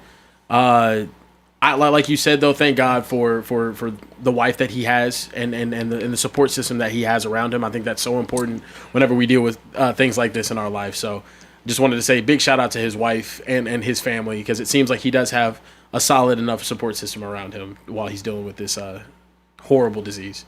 Yeah, definitely. Echo those sentiments. I think the scariest thing for me about ALS is that not only is there no known cure, there's no known and at least medically agreed upon cause, which is terrifying. And so it just more to emphasize Acho's point of like, even if you don't suspect something, go to the doctor, get your physical once a year, go see, have them check. And the most important thing I learned when I became a father at 19 is to ask your medical professionals questions. If you need to Google or chat GPT or whatever, what kind of questions should I be asking?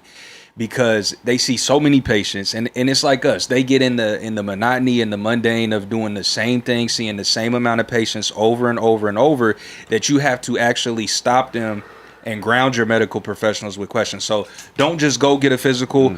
Be proactive in asking questions about your health, about your family's health, and taking the necessary steps. And then the last thing is, y'all, I think, have known me enough, to know that I'm very optimistic. So to point out the silver linings, I think that I notice is, like you all have said, his wife seems to be an amazing person who's going to stick by him and make sure that she does everything she can. But also, I would assume that Chris Johnson has the monetary and financial resources to make sure that he is at least putting himself and his family in the best situation possible. There are a lot of people that are crippled and debilitated by ALS who don't have those same sorts of luxuries. So my heart goes out to them just as much as well. But that's all I got on the Chris Johnson topic, man. Just make sure you take care of yourself. Let's tap in with our family behind the screen. Let's get some super chats. Yep. I know there's maybe 4,000 of y'all in here. If this is your first time watching Speakeasy, obviously we try to honor every topic as they come to us. We don't just want to be a show that's here for the laughs, but can't hold space for the heavy conversations. We definitely don't want to be a show that's only here for the sobriety conversations, but can't hold space for the fun conversations. We want to be an image and a reflection of life. Life is fun. fun, but life can be heavy. We gonna laugh with you. We gonna cry with you. We gonna laugh, and so we don't have to cry. We're gonna try to do all of the things. So welcome to the Speakeasy. If it's your first time tuning in, Trey, let's get to some super chats. Obviously, there's no way to transition, so if we can get back to the last, let's get back to the last. Let's do our best for sure. JN8052 said, "No, Carebear, I don't work for the CIA." That's exactly what a CIA agent would say. He said, "Your phone ain't tapped. Question for Acho and TJ: do you think the Saints have enough to win the NFC South?" And Trey, Numbers 6:24-26 is a Bible verse. You viewing that hub too much? No, brother. The first time you sent a super chat, you did not denote it as the book of Numbers, chapter 6, verses 24-26. So that is on you. However, Taylor in the back did send me the verse, so I'll read it. He said, "Unless you know it, Acho." Here's the problem, bro. You do realize you become the hub guy. You are the hub guy. Like that's a test. You are the hub guy. Terrible. Social goon. Yeah. That's literally. Yo. Wow. Thick ass weekly, bro. Fellas, what are we doing here? Thick ass weekly. Thick ass weekly. The They baby got oil that is baby crazy. oil though. The generic Fellas. baby oil. What are we doing? Yo. Why are you so red in the face? That's the funniest thing I've ever seen in my life. Big black booty. Oh wow. Booty magazine from Thick Ass Weekly. Why you so red, bro? Bro. Yo, my dog, the room was hot. So he done, the dress got loosened. You see, the room was hot, bro. Bro just got done with a 17-hour goon session. Oh my gosh. Wow. And he in the robe. Yo, he in the robe, bro. This show is so unserious. The AirPods are in so nobody can hear him. The AirPods in. He just gooning in private. Disheveled. Trey, bro, what's going on, dog? Oh my god. The hairs was throwing me up. Oh my god. Trey, defend yourself. I will never, ever clap or shout out the back again. I hope you all know back there, I will never give you your props ever again. This is crazy. This is some of the nastiest, most disgusting work I've ever seen, and I can't prove it just yet, but I know Kieran is behind it. And then the tomatoes on top. This is crazy. What did I do? In the midst of me literally about to start reading a Bible verse. That actually was what it was, yeah. I was literally about to read Numbers 6:24-26. And y'all pull this shit. I'm disgusted. I can't even.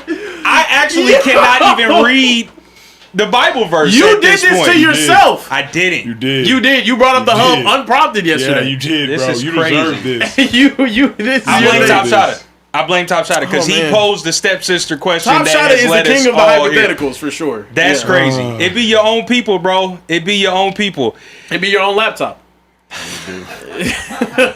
The new international version of Numbers 6:24-26 says, "The Lord bless you and keep you. Oh, The Lord make his face shine on you and be gracious to you. Bruh, The Lord turn his face towards you and give you peace." you know what you got to hear, Lord, Kieran. I You need hear you this. to turn toward me. now. When y'all done watching this show, listen to the blessing. Taylor, who's it by? Is it Carrie Job and Cody Carnes.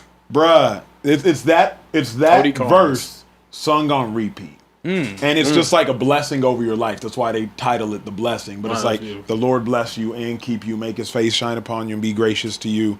It's just, like, I just wash myself in that song Yeah. sometimes. Like, going into work, going home, like, it's just a blessing over your life. You need that. You definitely do. I was about to say that. You need that. Get him off You the need that. hub. Yeah, you need Yeah. that. You need You that. need to be washed in holy water. Yeah. My hub days are behind me, guys. Can y'all answer the damn question for JM, please? He said, "Do you think the Saints have enough to win the NFC South?" Oh, wow. Yeah. And not because they have enough. I think because everybody else has too little. Yeah. You know what I mean? Like, I think That's the true. Panthers will be interesting. The Bucks, Baker will always keep them Falcons competitive. have Stefanski. The Falcons will be in. Everybody, they're all the same. The Saints have a Into it. chance, but I would say no. Who's gonna win it? Panthers. He likes the Falcons. Falcons are the Yeah. Panthers for He sure. likes They're all the same, bro. I'm interested. NFC South will be the most fun division to watch because you have no idea which way it's gonna go. Yeah, that's fair. Moving on, Darius JB352 said, "What's good, Speakeasy fam? Just came back from deployment and finally get to catch the show live. Acho, stop being cheap and get the starting 5 on the show by adding TJ as a regular." TJ Bro. Ward is who I'm assuming he's Here's talking what they about. don't realize, bro. We don't have space for 5 people. Yeah, we don't. Taylor, can you check the wide? Like, where do you want us to put an Like, additional? I'm- Like, my our end wide is here. Yes, like we can't even take a I have shot. to stand every show, and I'm the fattest dude in here.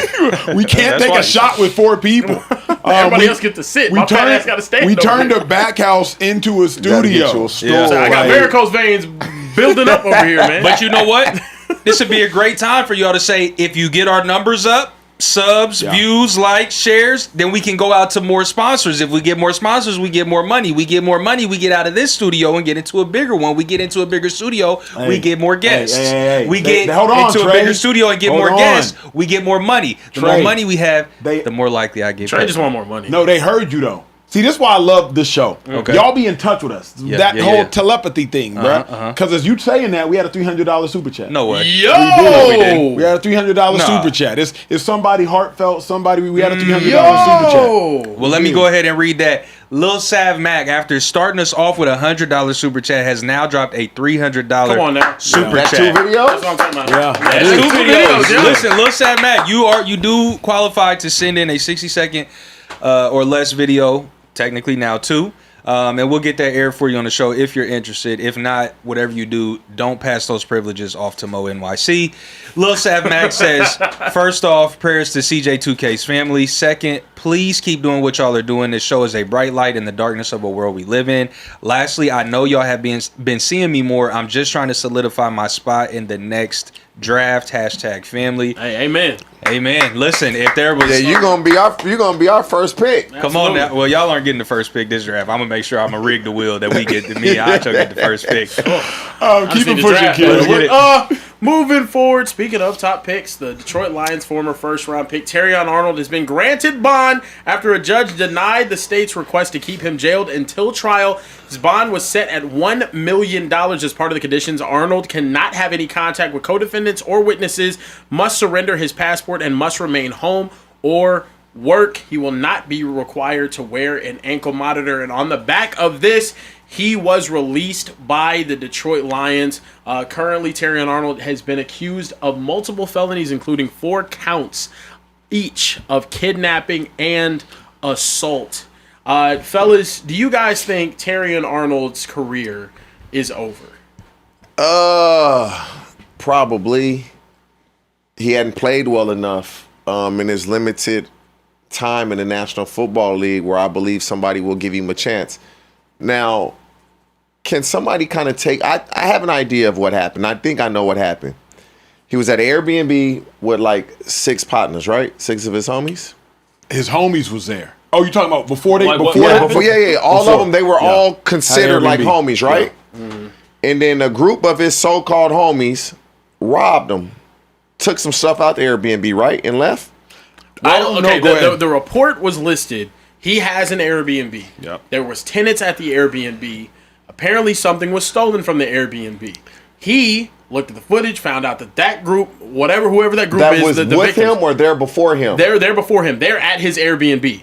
So the way the story's written, he shows up to the air. Like he ends up looking at the footage, finds out who the tenants were, goes with his homeboys, with his guys. They go kidnap these people. So- and it turns out that those weren't the people that robbed him in the first place. Oh. So that's why after they kidnapped him, put him on FaceTime, were possibly like assaulting them, doing all sorts of crazy stuff while having them kidnapped. Okay. They ended up finally letting them go, and then they went straight to the police and reported it. And then that's why Terrion Arnold. Okay, so I thought I had the whole story wrong in my Yeah. head because I was about to say, like, I done called the police and told you who robbed me and took my stuff, and y'all don't do nothing about it. I'm gonna take matters in my own hand. That's was my whole thoughts on it. That's why I He had still to, tried to. He just misdirected who the he was wrong people. Yep, Bingo. he did the wrong people. Oh He hit the man, wrong people. that right there is so unfortunate because the people that he did this to this whole time are sitting there like, what did we do? Like, why are you doing this to us? Yep. And so they're scarred forever from that. You know, if they really not those type of people where they active in that type of world and that life in the streets, robbing people, taking things, they're scarred forever when it comes to that. And so to me, there's no answer that Terrion Arnold can give, or you can't say sorry enough when you do something like this to people that have no idea why things are being done to them. I actually literally thought these people took his stuff and the police said, oh, we don't have any proof. So he said, okay, I'm going to go handle it myself. Little street justice type of thing. And so I hope, I really do hope he gets another opportunity. I do. But the way the NFL is going. Hold on, T. I do. You hope he gets. I do because he felt like Batman is what he felt like he went and got the people that got him. And I'm sure once he realizes it wasn't them people, I would hope he has some type of remorse. Here's my problem though, T. Even if he was adequately Did he beat targeted, him? He kidnapped him. They had guns on him. He was on FaceTime watching his homeboys do it. Terrion Arnold didn't actually do. He wasn't actually there. He had his homeboys in the closet when the people walked in. Homeboys that was in the closet came out the closet, low key jumped him. They're on FaceTime. Arnold also arrived at the apartment. And then Arnold pulls up. Yeah. You feel me? But Arnold is like watching it on FaceTime. Then he pulls up. So to me, I don't feel sorry for Terrion Arnold because even if those were the dudes that got his stuff, you don't take this into your own hands. I don't know how he grew up, but if somebody take my stuff and I call the police and they don't get it, I'm going to get it. I'm going to get it. Okay, TJ, you at 16 are going to get it. No. You as a multi-million dollar Me at 25, NFL player? I'm going to get it. At 25, I'm going. That's just being honest. No, you're not, bro. Acho, anybody that know me, at 25. So you going strapped to pull up on some strangers to jeopardize the entirety of your NFL career. If I felt like they were really the people, at 25, anybody that knows me knows for a fact, me and my homies, we going to get it. They know that. Now, me today, no. Me 5 years ago, maybe. It's just when you grow up in that type of lifestyle, that's all you know. And I don't know how Terrion Arnold grew up, but the 25-year-old TJ, I'm going to get that. And anybody that knows me, I just look like you. They think that I just be talking. But the guys that I grew up, they know what I do. And I'm not proud of that. It's not like, oh, I'm just the toughest guy in the world, because it's tough guys everywhere. But that's just like a product of the environment we come from. He's wrong in this. Terrion Arnold is wrong in this. And like I said, these people are forever scarred by this. But when you're young, you do a lot of dumb shit. We've all have done dumb shit, but there wasn't social media. There wasn't FaceTime. It wasn't all these things that are available now. I really feel for the people that he did this to. Nobody is signing him. Had he had because this is going to year 3, right? Yeah. Had he had a very good year 1 and 2, he would get signed. 3 or 4? He's going into year 3. He would get signed. He was hurt last year. Yeah. And even when he was playing in year 1, Aaron Glenn had him manning up. He wasn't manning up like that at Bama, so he kind of wasn't used to that. He didn't have a great year, but for him, lesson learned. They still owe you. Because when you get released, they still owe him $2 million this year. Probably $2 million, 2 point something. But there's following probably year. some sort of, I don't know if it's called force majeure, whatever that language is, where like if Possibly. you do something Very possible. wild, we're getting that money. Very possible, but he should have made already 7, 8, 9 million, and probably spent 4. I would hope not, because that's all of it after taxes. I just T. Here's why I don't feel bad. You would have been 25, 20 some with odd 2 kids. Yes, but years ago. TJ is big 2026. You would have been 25 without Twitter. Not to age you, not There's this too is a joke. much of what's going on today. Bingo. Yes. Everything's way too public. You can't get away in no way, shape, or form or fashion. Can you get away with being a public figure and pulling off That a part. heist Not that- and getting yes. away with it? Yes. You back in whenever you were 25, early 2000s, pre-Twitter, you could get away with it. What are they going to do? Call the New York Times, the Washington Post, and somebody's going to write a story about it? Now, all somebody got to do is tweet out, man, Terrion Arnold just robbed me. Millions of views. And you know what you do now, though? All you got to do is call the Detroit Lions. Every team has security, and every team security, either they're former FBI or former police officers Correct. that gonna get straight to it. What city are you in? I'm in this city. Okay, I'm a contact in that city. They gonna come pull all the footage. We got it. That's what would happen. That's why this is so stupid to me. Because if you are a celebrity, the perk is you have connections. I told this story, you weren't here. My Airbnb got robbed 2018.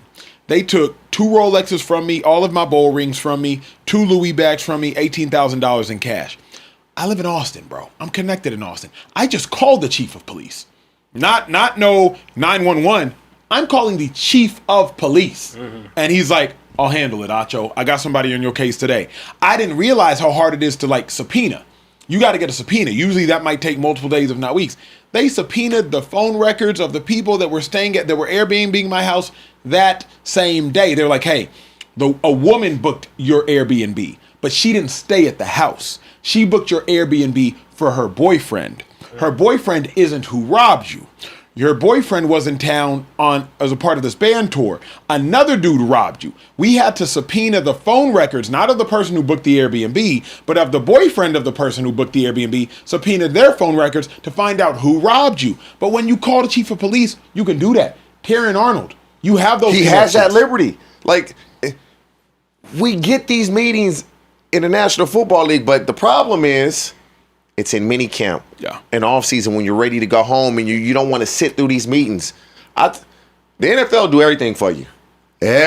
All you gotta do is call. Yeah, they will do everything for you if you just pick up the phone and call. You just got to pick up the phone and call. Yeah, I think it's also a situation where doing your due diligence should help you a lot. It should absolutely help you a lot, and I think it does just make it 10 times worse that it turned out he was the one kind of in charge of the whole thing and kidnapping the people that weren't even involved with it. It was awful. Now, his former college football coach, Nick Saban, submitted a character reference letter to a Tampa court in support of Terrion Arnold today, though. It reads, and all the time I've known him, he never once gave me cause to question his conduct, his integrity, or his respect for others. The last paragraph reads, based on my experiences with Terrion, I remain committed to supporting him. While I'm not overly familiar or educated with the charges he is facing, and understand the seriousness of this situation before the court, I would respectfully ask the court to take into account my experience with Terrion, his character, history, and the positive impact he had on our program.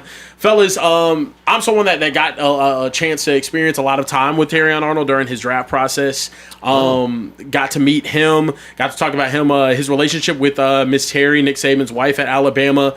They have nothing but like incredible things to say about him, and he is such a nice young man that's very, very polite to anyone and everyone. So this was like a complete shock to me to see this type of charge come up. And I understand like things do kind of happen out of impulse and whatnot, but I'm kind of with you, TJ. Based off of my personal experiences with him, I do hope that this situation figures itself out. It's something that a young man can learn from, move forward from, and never do this again in the future. It is just unfortunate, though, that this continues to happen with young athletes. That to me is probably the most heartbreaking thing, simply because I think there's just an inability with young people in general. And Trey, I think you could also probably speak to this as well, like just not being able to see the bigger picture. Whenever you talk about, I mean, we make YN jokes all the time, but like when you really look at it, there's so many young men and out here who just cannot see the bigger picture for what it is, and it's not worth it at all. It ain't worth 10 seconds to ruin your whole life. Exactly. 10 seconds. In a flash, everything can be gone. So, yeah, I mean, I think y'all hit the nail on the head with this. It is tough to feel sorry for him, but this is more of I think, an opportunity to tell people that, like, when you become a public figure, when you become a professional athlete, when you become an entertainer on this grand of a scale, you have got to hire a team of people around you. You spend your money so frivolously. TJ, I'm sure you and Acho have spent some things where you like, I probably shouldn't have done that when I was younger. Like, yeah, this was not a wise financial choice. Yeah, maybe not Acho. He was practice squad. But... Man. Yeah. I think we all done spent some money that we like, why the hell did I buy this? For sure. And it's just like if you can logically justify spending your money on those types of things, please, whether it's the NFL that stipulates this type of thing, if it's your public relations, person or whoever, encourage these young athletes to get a team around them of people that can help them make decisions, because stuff like this just would happen a lot less, I feel like, if they had people in their corner that genuinely cared about them. You'll have people in your corner, but a lot of times when at this age, we're not willing to listen. We're not willing to take advice that we know we should be taking. The other thing is, to Kieran's point, the people in your corner are also your age. Everybody's young and dumb. Yeah. You're probably the smartest person in your corner because you made it to the league. And if you're not the smartest, you're probably the most successful from a financial perspective. For sure. Yeah. So who finna check you? Yeah. What 22-year-old's gonna be like, hey, that's not a good idea. And that's another thing though too, even seeing a lot of these young athletes with their home family support system. Hey, you're the one that we've had generations without money, and now you're the first in our bloodline to actually get some pay, and now you're worth $9 million. Who am I to create these systems of checks and balances with you whenever you're the bread earner? So you know what I mean? Yeah. You're supplying so much you changed our entire lives just by you playing this sport. Mm-hmm. I think that's why like so many people just get the egos are built up, and the egos. That's 21, 22 years old. Because people choose when people get this celebrity status and they get this money, they choose to surround themselves with a bunch of yes men and women, and that is a huge, like, you are asking to go down a path of destruction when you don't have anybody in your corner that can or will check you, or you allowed to be checked, to TJ's point of like, you have to be open to receiving that type of a check from a big brother, a parental figure, or whatever the case is. They just are surrounded by a bunch of yes men that want to use them for their money or use them for their clout or whatever, and then it leads to things like this. As soon as that money gone, they gone right with you. They gone right with you. They gone right with could the money. Could be a cousin, could be the only gone. person probably your mama. That's it. That's the only one you can probably safely bet that if everything ended today, she's still gonna be behind. That immediate family will be the ones that will be there when nobody else will. Everybody else gonna be gone. Look, moving forward, not talking about wines anymore. Let's talk about some OGs. Some Oaks. Kyle Juszczyk talked about Mike Evans at practice for the San Francisco 49ers and says he has been unguardable. New addition for this 49ers offense. Going to be exciting to see him play in this Kyle Shanahan offense. Do you guys think Mike Evans will make 49ers fans forget all about Brandon Ayuk? I think he will, because realistically speaking, it's not like Brandon Ayuk is etched in Niners fans' memories. Brandon Ayuk, to me, his most impressive moment in play was against the Detroit Lions. Off the tip, I believe it was off Kirby Joseph, and he catches it, and he helps solidify one of the greatest NFC Championship comebacks. But during the course of the regular season, I would suggest Deebo Samuel was significantly more beloved than Brandon Ayuk. George Kittle was significantly more beloved than Brandon Ayuk. Christian McCaffrey in his shorter tenure has been significantly more beloved than Brandon Ayuk. Trent Williams, more beloved than Brandon Ayuk. Kyle Juszczyk, more beloved. Nick Bosa, Fred Warner, more beloved. Demo, more beloved. Brandon Ayuk was a good to really good wide receiver for the San Francisco 49ers. Mike Evans should be able to make them forget about Brandon Ayuk by week 10. By week 10. If Mike Evans doesn't miss a game, and if he goes out there and is on pace to have 1,200 yards like he typically does and like he usually does, ain't nobody going to be thinking about Brandon Ayuk. Remember, BA didn't play all of last year. And the Niners went to Philadelphia and whooped the Philadelphia Eagles with a maligned roster, had no business being in that game. When nobody thinking about Brandon Ayuk. And this is the problem with NFL players. We think the world revolves around us, and it simply does not. TJ said this yesterday. The train, it will continue to move. I love when teams say, the name on the front of the jersey, it never changes. The name on the back of the jersey, it forever changes. Somebody is going to be wearing, I don't even remember what number Brandon Ayuk was. Somebody is going to be wearing whatever 11. Yeah. Somebody's going to be wearing jersey number 11 this year for the Niners.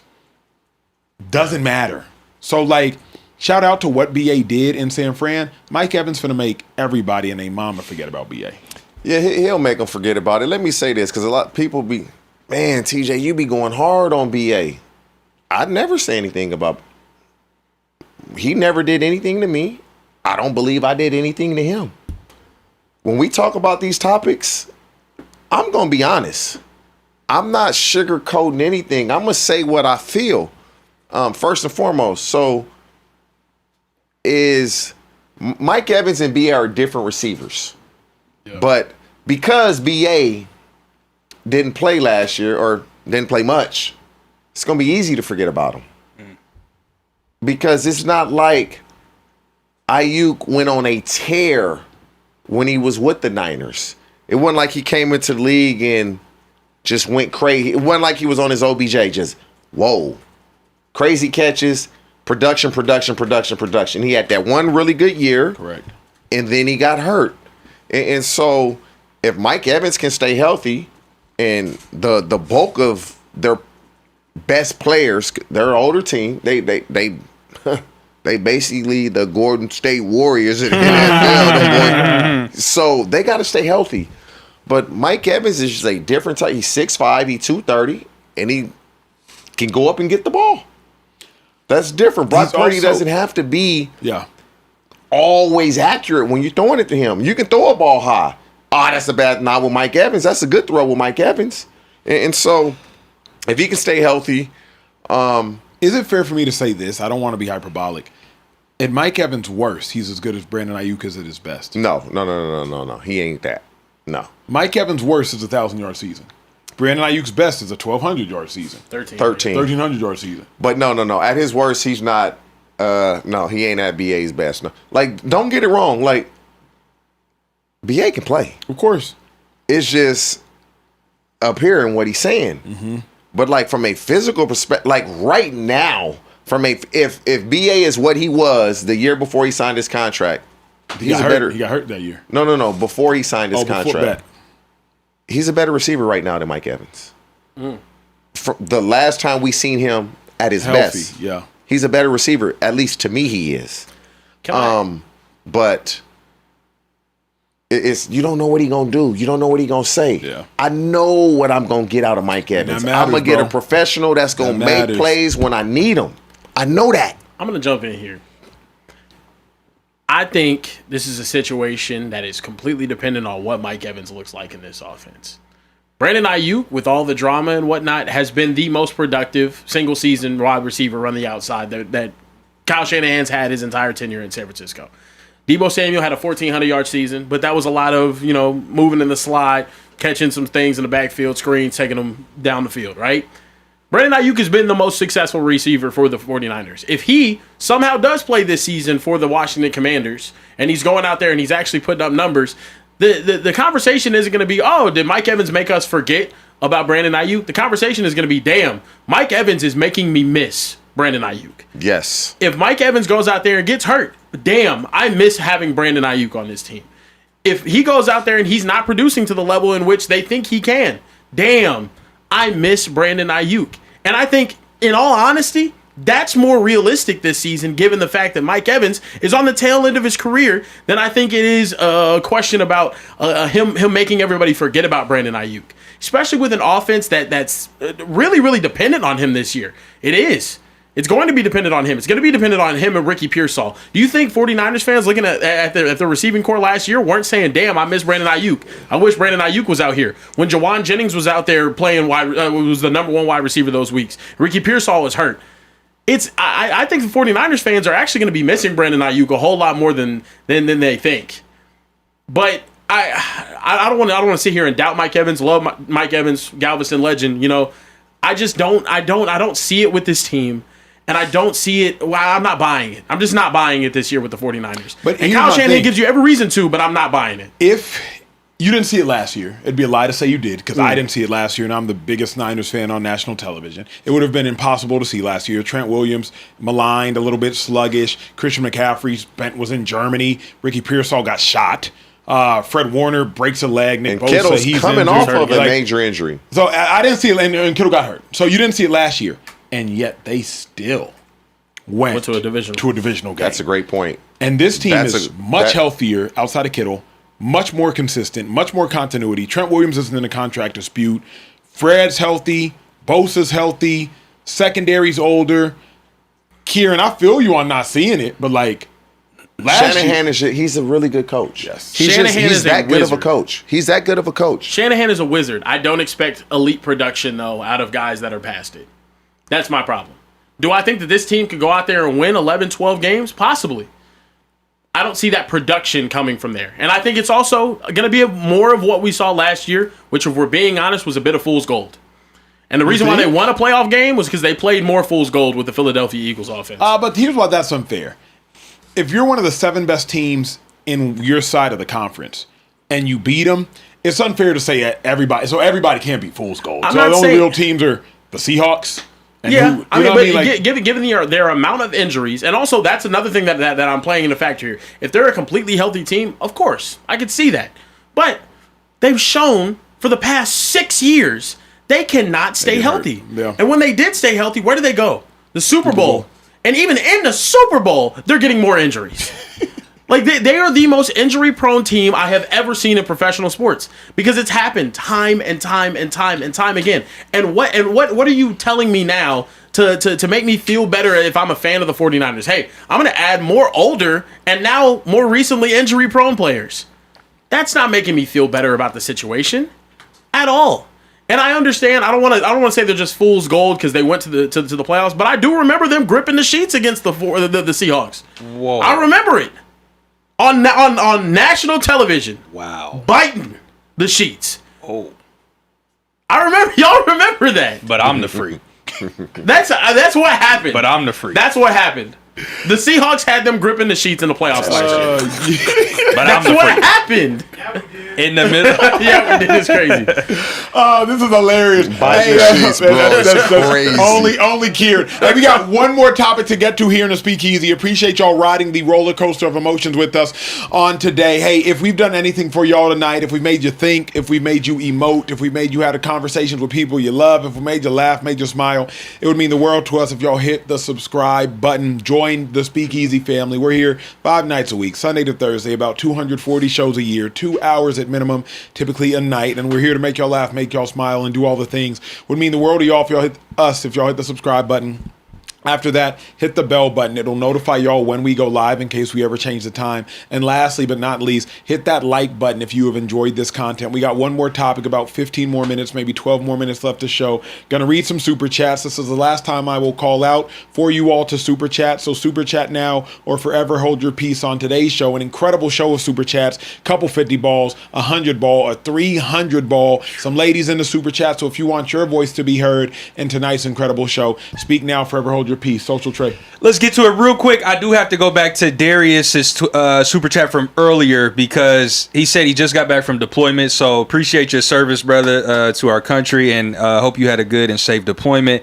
He did also finish his super chat and say prayers up to CJ2K, hashtag go Army, hashtag go Bucks, hashtag roll Tide. That's disgusting. We whooped your ass in the bowl game. So I do have to disrespect you a little bit there. John Wade 8244 said, told y'all Trey was the master debater. Before we cross that line, the master debater. That's not making it sound better, brother. Master debater. Yeah, boo. Come on now. These are John Wade's words, not mine. He said, get him that Austin Reeves contract. I would love even a fraction of an Austin Reeves contract. Man. That would be nice. Kimro200X said, I'm a caregiver and main English speaker of my family. I'm also a cancer survivor. Shout out to that. That is amazing, Kimro. Said, I'm very proactive and I urge everyone to routinely see a doctor. It's 100% true when they say, quote, an ounce of prevention is worth a pound of cure. Yeah, for sure. Kimro, shout out to that and appreciate you being vulnerable. R. Stone said, the one part I still don't understand, why are we going from Tallahassee to Tampa Airbnb with $250,000 in the first place? This smells like an inside job by his ace. TA might have made a ginormous mistake. Yep. One of our resident comedians, King Drewski, said, yo, bench warmer knee do. That's crazy. We're getting crazy now, King Drewski. Bench warmer knee do is crazy. You're lucky I didn't say anything on Thursday, but the way you glaze the Texans defense is getting unhealthy, brother. You be smacking and licking your lips. Emmanuel, you're pushing 40. Locked up again. First off, I'm pushing 30 as much as I'm pushing 40. Okay, I'm dead smack in the middle. That's fair. You feel me? So That's I'm pushing neither. I'm not touching either wall. Oh, okay. You're on the other side. Barely, but I am. Yeah. But barely. But there's nothing to respond to, right? He was just getting a joke off. Yeah, he was just getting his joke off. King Yeah, he just said Juicy, you look. blazed the Texas defense too much. King Juicy, you got like one more month to get in season 4. That was an off-season joke. Yeah. That no fastball, Yeah. like hit training camp. You Yep. know what I mean? And you're fine. We're about to take a week off here in a moment, so this was considered your week off. But lock back in. You can't make that joke when we got 15,000 people watching after like an Eagles-Texans game. Like, yeah. I need you to be on your P's and Q's. Yeah. When we got some visitors in the show, Lock in. You lock in. yeah, you got that. Don't worry That about needs him to be locking better. in. You lock That in. needs to But be give us a too early prediction for where the Texas defense ranks. First. Okay. Yeah, it's not even Okay. first. JN8052 said Ja Morant. Y'all listen, King Drewski, I just gave you some clippable content. You heard it. Ja Morant being traded to Portland is a Nike play. Ja is still the men's face of Nike. He's the only athlete who's really moving units. Nike is keeping an eye on their investment. Shadow Knight 34 said, y'all didn't read my super chat from yesterday. I wanted to hear TJ's opinion on the LaMelo trade. I love the LaMelo trade because when you watch the playoffs, they was loading up on Anthony Edwards. Yeah. So maybe he can get the ball out of his hand, get somebody that can create, and get him some wide open shots. Yeah. Because if you just start loading up, LaMelo Ball might just hit about 7-8 threes in one quarter on you. Yeah. And so, me personally, if you're Minnesota, you had to change things up because the way they were going about it, it wasn't working. Yeah. So I like it. Yeah, no, I agree completely. LaMelo's definitely going to get Ant some looks he hasn't seen before. Shadow Knight 34 said, I read that one. Top Shot says, shout out to Trey, a.k.a. Social Hub. Question for TJ, if you need one catch and you got prime D-Hop, prime Larry Fitzgerald, and prime Devontae Adams, who is the first, second, and third option in that? Larry Fitzgerald. Larry's first. Who's Yeah, second? he won. D-Hop or DA? I'm going Devontae Adams because he's going to get hella separation, so the catch going to be easy. So, yeah. And then D-Hop's the third option. Okay, Yeah. bet. I like that. John Wade also said, always love having Trey, the master debater, on the show. He needs that Austin Reeves contract. Double down on the super chat. I appreciate that. That's love right there, Acho. That's love. Now he's you using know it what? to leverage. Who in your family did you pay to say I don't that? know no John Wades. I don't know any John Wades. AKA. But what I do know is when it comes time to renegotiate this contract, I'm actually bargaining for a piece of the super chats. That's what I'm doing. Central Cast said, TJ, call Chad so we can get a Speakeasy and Nightcap collab unofficially. But how do He y'all responded feel? back, too, by the way. He did? What'd he say? He said, AB, they're both great, but Yeah. I know, Okay. I know my White House too now. Come on now. know Okay, my all right, White House listen. too, man. I ain't mad I at it. did I ain't mad at that it. reasoning or no? No. He just said AB. Yeah. Because you ain't really had context. Yeah. He goes on to say, how do y'all feel about my Clippers trading Kawhi to the Raptors? Almost He ain't going back made the list there. for today. He but ain't going back to He ain't going back. Toronto. He can come to Dallas though. he doesn't want to go to Dallas. He said he only wants to No, be he in doesn't. Toronto He if he's leaving. Aiden Pittman 8020 said, to Kieran's point, the UGA Georgia Tech 8 overtime game was one of the most exhilarating Bro, games I've ever watched. Crazy. Kirby was taking timeouts before every single defensive possession. It was crazy. It was that also. Don't tell me that the game can't use that, because I watched one of the best college football coaches showcase the difference in his coaching prowess in that moment, and it mattered. You know what I mean? So I don't want to hear that a Super Bowl can't end like that. I would love if NFL overtime was more like college, and I felt this way for a very long time. So you just gonna let him talk about his other employer like that in front of your face like that? He'd be playing in my face. My other plays in your employer? face. What are you talking about? Overtime is what they was talking about. That's funny. That's Fighting hilarious. 185 says start bench cut breakfast edition. So Kieran would love to hear from you first. Bacon, eggs, or pancakes? Start bench cut. Bacon, eggs, and pancakes. That's easy Like for me. start bench cut. Start bench this cut. This is my That's topic, easy. y'all. This is my topic, y'all. He got so excited. He rubbed his hands This is, together. this is pretty easy. Start. I might surprise y'all with this. Bacon. Nah, versatility. I gotta go with eggs, bro. Okay. I'm really falling back in love with eggs. You know, Okay. on this weight loss journey, protein. You know, even egg whites. Acho, you put me on that. I don't listen. You know what I mean? But even in like ramen, you could do like the little Yeah, soft yeah, boiled yeah, eggs. yeah. Yeah, Facts, solid. facts. I'm So starting eggs. benching pancakes and I'm cutting bacon. I know it's shocking.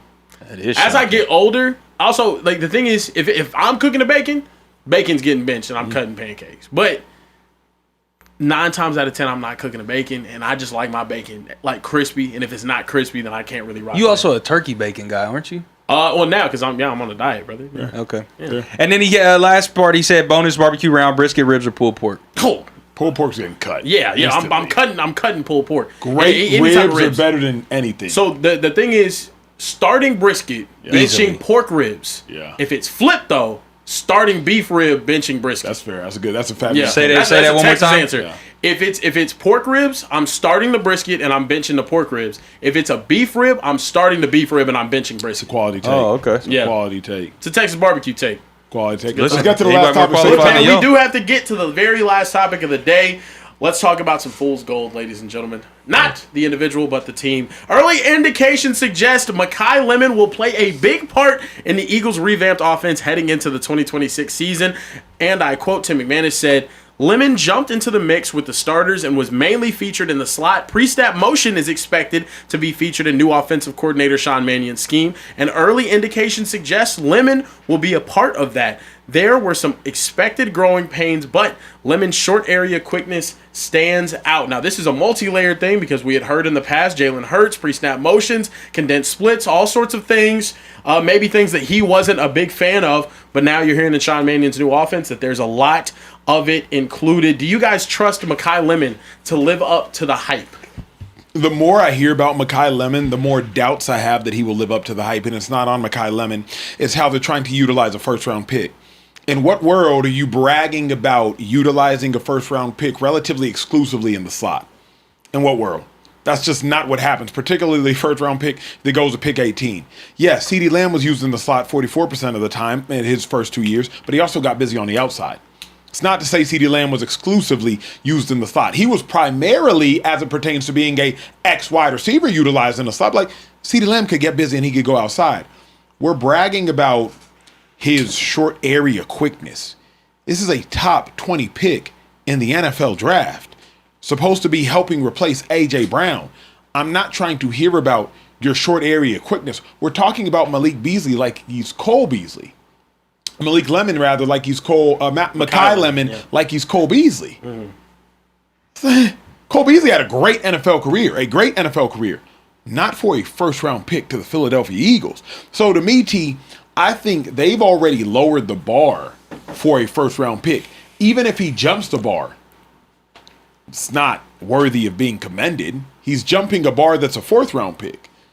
That's what this is how you want to hear a fourth-round pick being talked about. It depends on where the hype is. Yeah. Really, that's what it depends on. And again, Makai Lemon's a good football player. He's a good football player. But are you on a team that's going to showcase what you do best? Does he have short area quickness? Yes. But what Makai Lemon does well, just put the ball up and he's going to make a play. And I've said this before. Jalen Hurts had a 6'3", and as you would say, 230-pound A.J. Brown that he didn't do that with. He didn't just put the ball up and say, A.J., go make a play. Is he going to do that with Makai Lemon? That's 5'10 and a half, 5'11"? And just throw it up and say, go make a play? And so is he going to throw with anticipation because his short area quickness is getting him open? And so Sean Mannion can put all this and that in. I just want to see if Jalen Hurts, the quarterback, is going to change the way he's played. Because Jalen Hurts has had the most success when he's in a shotgun and they're running the ball, or he's under center and they're running the ball, and it makes everything else easy when it comes to passing the ball because now it's single high. Now, I live up the hype. When you're a first-round pick, you got to be very good early, and you got to be very good often. Yeah. And so you got to have, in your first 4 years, 2,000 to 3,000-yard seasons. If they're throwing the ball that much and Makai Lemon is getting that, they're not winning the games. Let me ask you something. We do this a lot for quarterbacks, and sometimes quarterbacks get drafted early because it's just a weak quarterback class. Fernando Mendoza, he probably isn't a number 1 overall pick in normal years. The year of Caleb Williams, Jaden Daniels, Drake May, Michael Penix, Fernando Mendoza probably goes 4th or 5th off the board. This was a weak wide receiver class.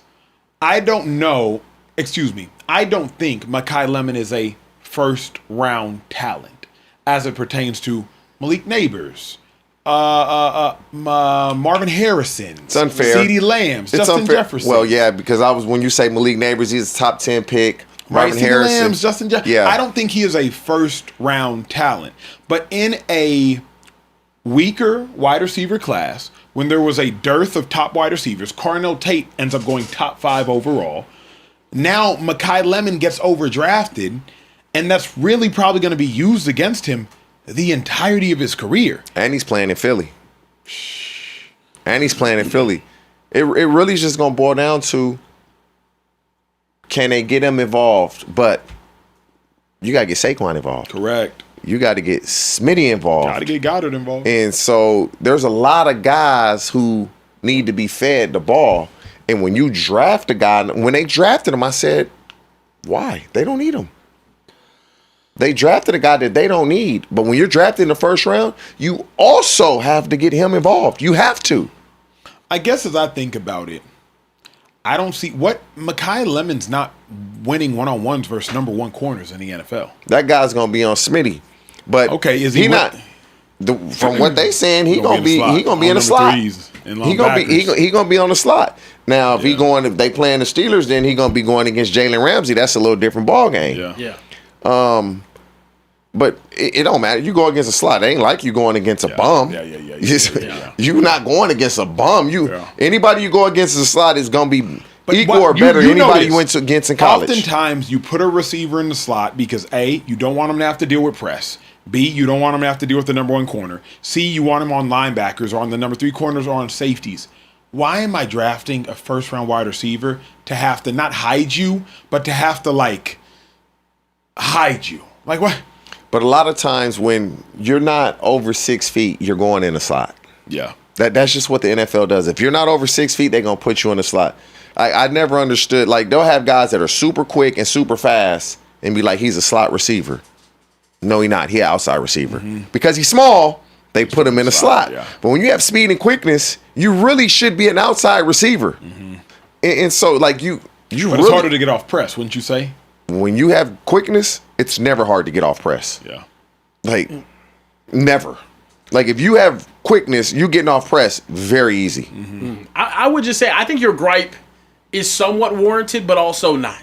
And the reason I say that is, one, first round selections at wide receiver, they're very volatile, right? So at the same pick that Makai Lemon was taken at in one draft, Jackson Smith-Njigba was taken. He was the first receiver off the board at the 20th pick for the Seattle Seahawks. Same pick as Makai Lemon. But also, 2 years before that, same pick, first round, 20th pick, Kadarius Toney was taken in the first round.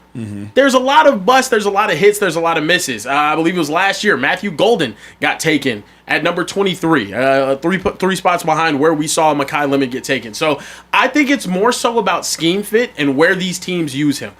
I think the Eagles are in a position where, one, looking at the receivers in the draft, they wanted to add one. They already felt like they had the speed covered with a Dontavius Wicks, or you got a little bit of size with Dontavius Wicks, but then the speed covered with a Marquise Hollywood Brown, and you feel like you really do have a number 1 wide receiver in Devontae Smith that's ready to take that jump. Fair. Understandable. Where can I take a guy that I know is going to add to my offense and give us some sort of explosion and or high upside? And if it is in the slot, I don't mind them taking it there because they're the Eagles, because their roster is so well constructed, because they draft so well consistently, especially on the defensive end. They're not really in a position of need or dire need at any spot on the field. They're one of the best and well-built teams in the entire league. So with him, I do think, no, I wouldn't have taken him at the 20th pick if I really, really desperately needed a wide receiver. But also, looking at this draft, it was him, or was it going to be Casey Concepcion, who got taken 4 picks later? Was it going to be, someone? It was going to be Jacoby Lane is a big body wide receiver. I would have loved to see Jacoby Lane on the team, but it's just I don't know what more you want out of him. And even him getting busy in the slot, I think that's what the Eagles need. I think Jalen Hurts, when you look at the type of quarterback that he is and the type of quarterback that he is shown to be, he's not able to showcase that bona fide superstar outside number one. He's just not that. He's not trying to push the ball downfield. Well, not saying he's not trying to push the ball downfield. He does to Smitty when he's ass naked open, or AJ whenever he gets his one-on-one or his ass naked open. But he needs that guy that's a go-to target. And for him recently, who has that been? It's been Dallas Goedert. Mm-hmm. Let me get a guy that's also good after the catch as well. And It better be Smitty moving forward. Yeah. It better be. Yeah. I don't know if it can with Jalen, but we'll see. I think Jalen can feed one. I just don't think he can feed two. You know what I mean? Like I think Smitty's going for 1,400 at least. I think Smitty going crazy. That is wild. You know what I mean? 14? 14. I don't know if he's going for 14. Who else he throwing the ball to? Makai Lemon? Handoff. If the run game works. Hey, let's get some super chats before we get out of here. Social Trade, tap in with the squad. Let's do it. I got Gabriel kicking us off with a $50 super chat. But before I do that, listen, as we're closing out the show, hit the subscribe button, okay? This has been an amazing show. We've had an amazing time with y'all. We've had our ups and downs. We've had heavy conversations. We've had lighthearted conversations. We've had laughs. We've had, some deep conversations. Hit the subscribe button. And not just more than that. Acho wants to subscribe. Share the live. Yeah. Share the channel. And then close the doors. Close the doors. Gabriel99572 says, "Sup, Speakeasy gents, just started tuning in, so my bad for what topics I missed. I wanted to ask genuinely, should T. Arnold have been released prior to his legal matters being addressed? I've never liked teams doing that. Also, prayers to CJ2K and Venezuela." Should he? Yeah, I think you got to cut ties with him because he's not worth the headache. Respectfully, he wasn't a good player. Yeah. For where he got drafted. So off GP, TJ knows this. But when you're a first round pick, they're not releasing you. Correct. They're not. Yeah. If he was a 7th round pick, he would have been got cut. Yeah. He wouldn't have made the team going into last season. Right. So, yeah, I can't blame the Lions, bro. Yeah. That's fair. Central Cast, our weird cousin, is going to close us out on Super Chats for the night. He's not happy. Oh. Well, you're going to find out.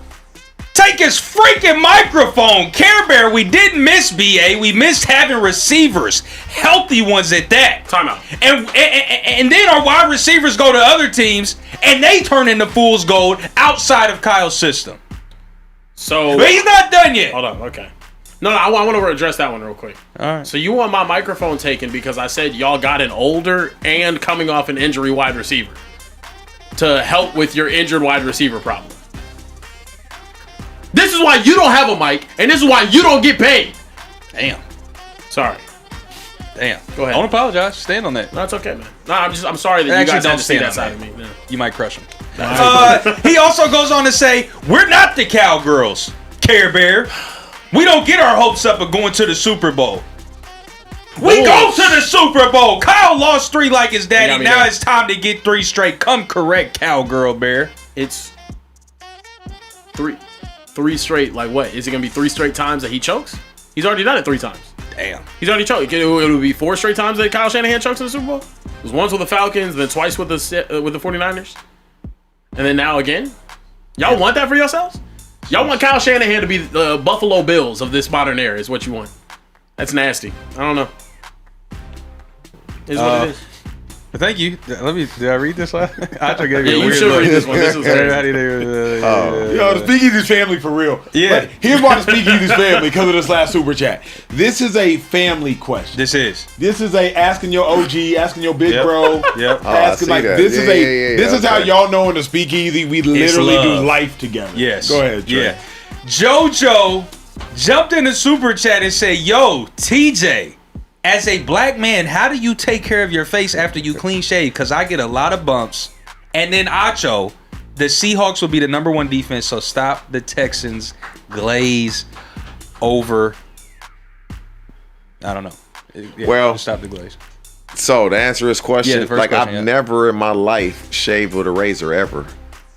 Okay. I get clippers. Like if it's like Acho's length, which is gonna take me about a month to get that.